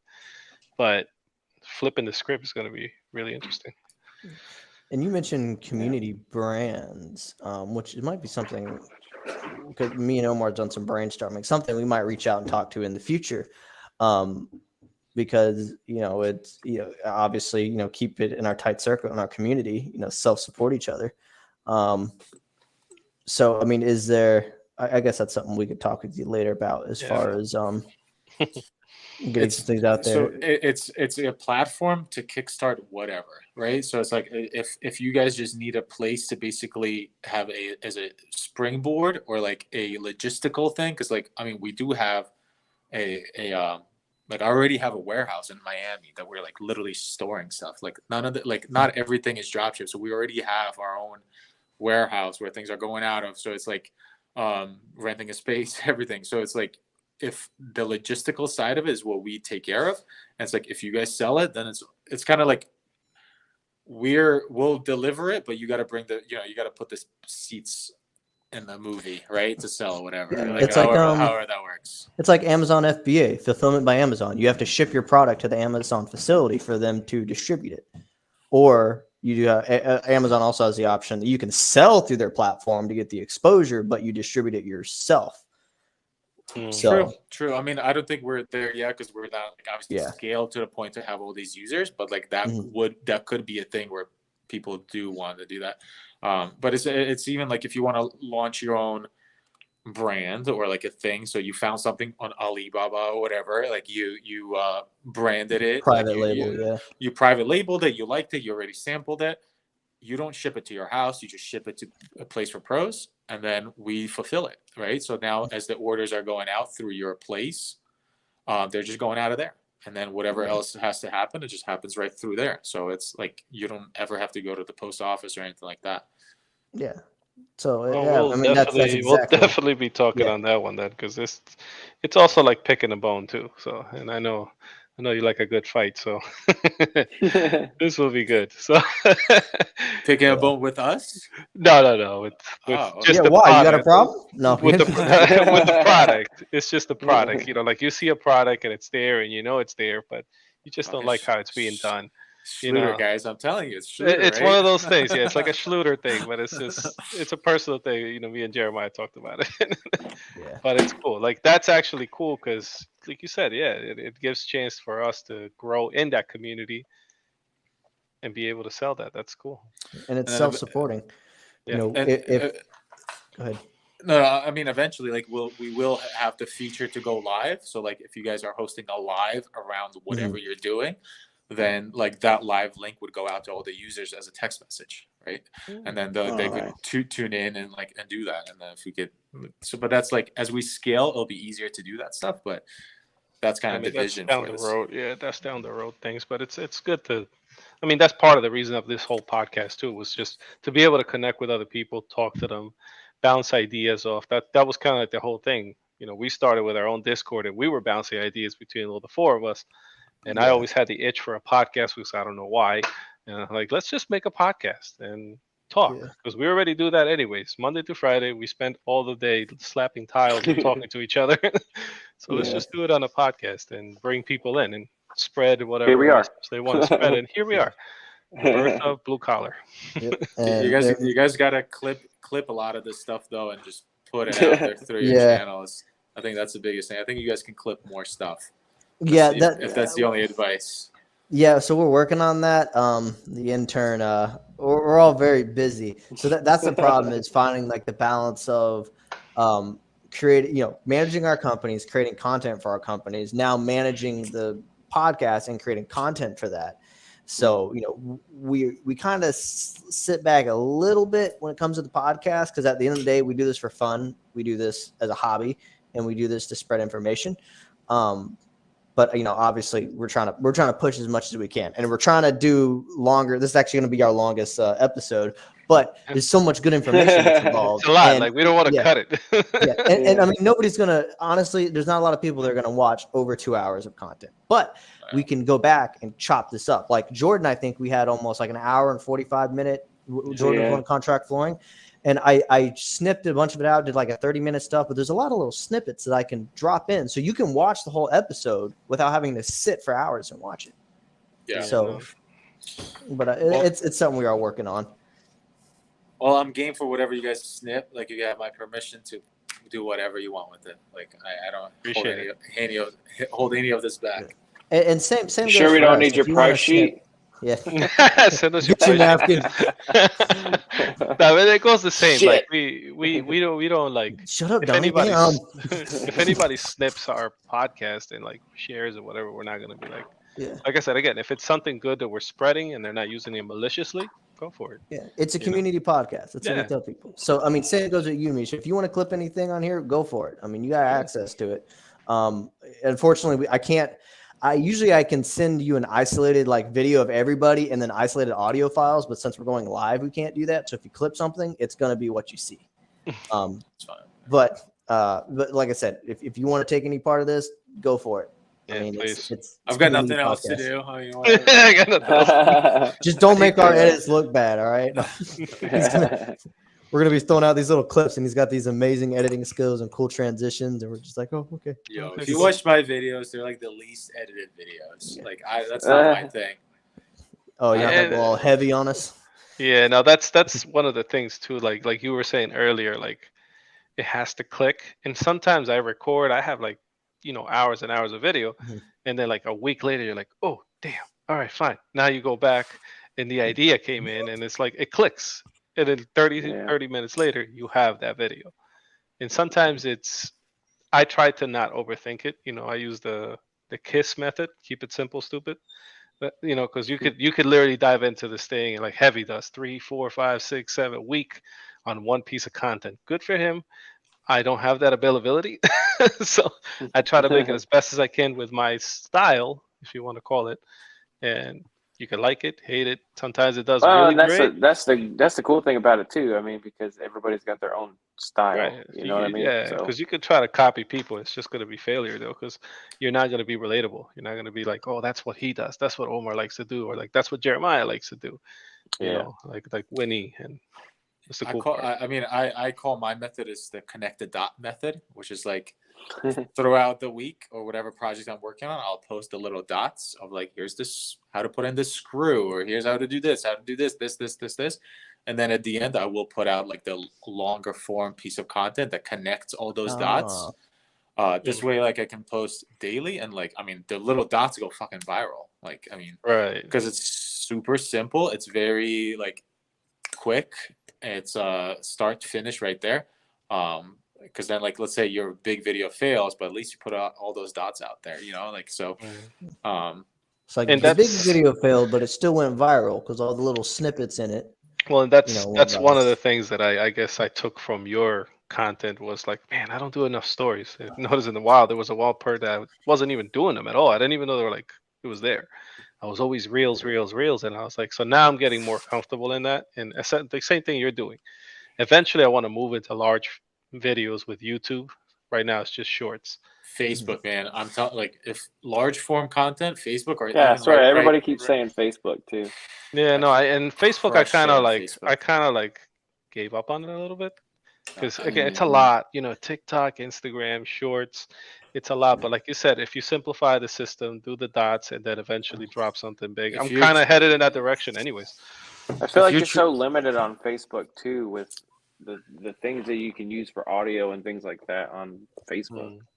I don't know, like, right, there's close to 3 billion people on Facebook, and all the creators hate it. So it's like, this is the biggest it's the biggest vacuum of content, like, that you could post on. I like, it's times 10 of what I make on there versus any other platform. It's like, I crush it on there. Like, so, like, if you look at, like, my long form content on there, I have long form content, bunch of videos with millions of views. On YouTube, it's just crickets with long form content. The only thing that's taking off on YouTube was the shorts, but even that, it's like, you're not really getting paid for it that much, and it's just like, kind of like, almost like useless followers in a way, because it's they don't get fed that stuff. So if you're trying to break out with long form content, I would just say Facebook right now, and also TikTok, because right now TikTok is trying to compete with them. And, like, I just posted a video like 3 days ago on TikTok, long form content. I mean, obviously I have a lot of followers on there, but, like, I'll also post a video, I'll get like 15,000 views. So it's not like every video pops off, but, like, I posted a video, had like 800,000 views in 24 hours. Like, Now with TikTok, and this is kind of like I told Jeremiah too, and Oscar from OBF, was you just using your native language there. It's kind of weird. Like, I do Spanish videos there too now because I'm also trying to not forget Spanish since nobody else speaks it in my house. And it's taking off with Spanish because I noticed all of a sudden all the comments were Spanish, Spanish, Spanish, Spanish, Spanish. And like, you ever consider doing it in your language? no. I'm going the opposite route, where I'm just taking language out of my videos for the main part, any language, because, like, even English, 15% of the world speaks English, so, like, that's literally cutting out 85% of all population on the planet out of your videos, guaranteed. So, like, these platforms are, like, global, so that's why, An like, interesting concept. a lot of my content right now, I don't talk at all. Even the long form content, it's all ASMR, no music. Because even music, fuck this song sucks, or, like, I'm over this song, it's too trendy, or, like, whatever, or like I don't like this beat. So I just take that off, and I'm just going ASMR, long form content. I don't really talk in like, lately in those. The short form content, even short form content, like, if you look at my, like, past couple months, I don't talk really. I mean, of course I'll do a bunch of like talking ones, but half of it, if not more, is just like showing things. I Which mean, it's interesting because, like, one thing that I Spanish, like, so like, a Spanish person speaking or Ukrainian person speaking will watch a sound video. Doesn't matter. Doesn't matter the universal. language. It's a universal video. The biggest TikToker in the world has never said a word. Interesting. It's got 156 or whatever, 157 million followers. He has publicly never said a word. So, yeah, real quick shout out to Ryan with RK Construction. He's been in this live for over an hour, and he's commented. So what's up, Ryan? Thank you for staying in the podcast, bro. Yeah. So that's Ryan. Yeah, he might have been who the here hell's for that? He might have been here for a hot minute. He might have been here since we started, but we've stayed steady at one viewer live, and we've had a second or third one drop in and out. But Ryan's been in here for a good majority of it. So Ryan, you're the GOAT, bro. I've met him in person. Amazing person. Oh, dude, a genuine dude. Yeah, he's awesome. Genuine guy. The energy is cool. Yeah, man. I did meet him too. But no, that's interesting. Like, you say that because also the snippets with music, like you said. Sometimes I notice I'm getting a lot of my videos back with no music now because they're like, "Oh, we didn't want you to use it." They take it off. So ASMR, they really can't take it all away from you. The music thing makes sense a lot for TikTok, because TikTok, like, you literally posted a video and you had it, like, you literally gave it 48 hours and you're done with it. So it was like, hey, I'm gonna put this out there for 48 hours, and the video is dead after that, because that was the cycle of virality on there. So it's either you did well or not. So like even the concept of like, hey, I'm going to put a trending sound on there. The moment that sound's not trending, your video is killed. It's annoying to listen to. Like you'll But skip it just because of the audio. Think about it logically though. Like as a platform, hey, this sound is popping off today. Let's promote these videos who use this sound. But tomorrow there's a new sound popping off. Kill that one. I don't want to I don't want to recommend another video with that sound. We need to promote this new one. So it like automatically kills it. So if you're taking that out and you're just focusing on the video itself and the sound of the video, then it's like it's neutral basically. Maybe you're missing out on the virality of that moment of going super viral, not super viral, but like the 5% that it might help you, but like it's just not my style, honestly. I guess that's an interesting, thing to say, because now it's more what they call it, organically, I guess, because it's just you, So that's interesting, and might have to apply that to my videos too, because I have had more luck with the AMSMR than any other ones. Sometimes you get a trending one and it just kind of clicks with the video, but I'm also been trying to stay away from the trending ones because I'm constantly getting those notifications. Hey, their video can no longer play this sound, or they just literally delete the soundbite altogether. And now I have a silent video like Charles Chaplin. Oh, really? For you, it'll take down my whole video. Instagram will tell me you can't post that reel. Oh, Jesus Christ! Yeah, see, like that's what I'm trying to avoid. And then I think you were the one who said that before. That like careful with the sound bites, because. And somebody also told me that if you use their soundbite, now that video's theirs. Something along those lines. Well, it's more on YouTube. I think YouTube, they will then take the monetization part of it if they allow it. Yes, YouTube will definitely do that. They'll put all the information in your description and everything. And that's that. ASMR, I try to do the most that I can. Obviously, it's kind of hard when you're doing live construction and customer wants to have a 3-hour conversation with you. So there goes your ASMR out the window. But for the most part, yeah, it's the direction. Break it up. I mean, don't give them like an hour ASMR thing. It's just, right. You gotta break it up. Like my G-Flex one.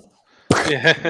Slapping, putting thin set all over the damn bed. Took the thin set and just went slap, and it just went boom. And then of course, the troweling. The troweling stuff is always nice for me. Yeah. Oh, I've done that before. Where it was a little too wet, and I splattered it, man. And it was like, it's like fuck. And it's of course multi-max, so you wipe it, and it's like smearing shit. It's just like fuck. Why does this got to be so good? Well, you guys like multi-max. I mean, I'm not a big fan of multi-max. You know what? I was gonna call either one of you actually. So I went to Floor and Decor because I had to get some shelves. And this guy was doing a floor, just a regular tile floor in the living room. 3 carts worth of multi-max came out of that Floor and Decor. And I was like, Jesus, what are you doing that you need that much multi-max? I told you I bought 6 bags from one of my job sites. The customer paid extra. He wanted multi-max everything because he wanted the microban. And I told him, I was like, there is a cost associated with it. He's like, do you recommend it? I was like, for microban in wet areas, yes. Do you need it? No. He's like, we're going that. I bought $600 worth of thin set, and that went into his bathroom. 4-wall membrane, everything. Plus, like the little thing that you found out, which is the Kevlar in it. Yeah, so that's what makes it lightweight. There's no, there's no. I don't know if you know this, Misha. What makes it so lightweight and so much stronger is, it's obviously silica free, and they actually use Kevlar fibers instead of sand, and that's the same thing with the Trilite. And which makes sense because if you ever wash your multi-max stuff, you ever get that stringy stuff, that's what that is. It's Kevlar. So, and I actually did not find that out until Best Tile gave me this Latacrete handbook. And I actually have all my Best Tile pricing on there, but it says Kevlar, like trademark Kevlar. I'm like the body armor? So now it's cool to tell people that. Yeah. You just have people walking around the hood with like a bag of multi-max in their chest. Hey, it's 25 pounds, dude. That's should stop a bullet. Yeah, no, that's spray some water on it. It'll be bulletproof. Yeah, it's just multi-max. Me and multi-max have a rough relationship, I guess, because nobody ever told me the 40-minute dry time. So oh, it's 40-minute open time. It takes a lot longer to set up. Yeah, the setup part actually. That's another thing I found out the next day. I'm standing in the pan. I'm like, why is this stuff still moving? And it didn't dry. Obviously, turn a fan on. Right, I didn't know it was longer dry, but yeah, Multimax. I was just gonna call you guys and like try to take a picture of this because it was just crazy to see 3 guys with the big towaway ones with 6 foot high of Multimax leaving out of floor decor. I'm like, Jeez. that's Jesus. How much money is that going into? Like, what are you doing? Is it a mall? Like, is it A a mall? hotel? Like, Yeah. Well, and y'all and saw he. the. Oh, sorry. Go ahead, Omar. No, go ahead. That was just my little So thing. you saw I posted it recently. I actually did it a year ago in July, but that bathroom, that commercial job I did, it was a bathroom where they did 2x2 mosaic sheets. There are 2x2 tiles on a mosaic sheets. They're 12x24s. I had to cut them out like a random pattern out and put the gray ones in manually and the colored ones in manually. And the contractor, he was like, I don't care how much you're going to charge me. I should have took this job. I don't want this job. I just want it out of my way.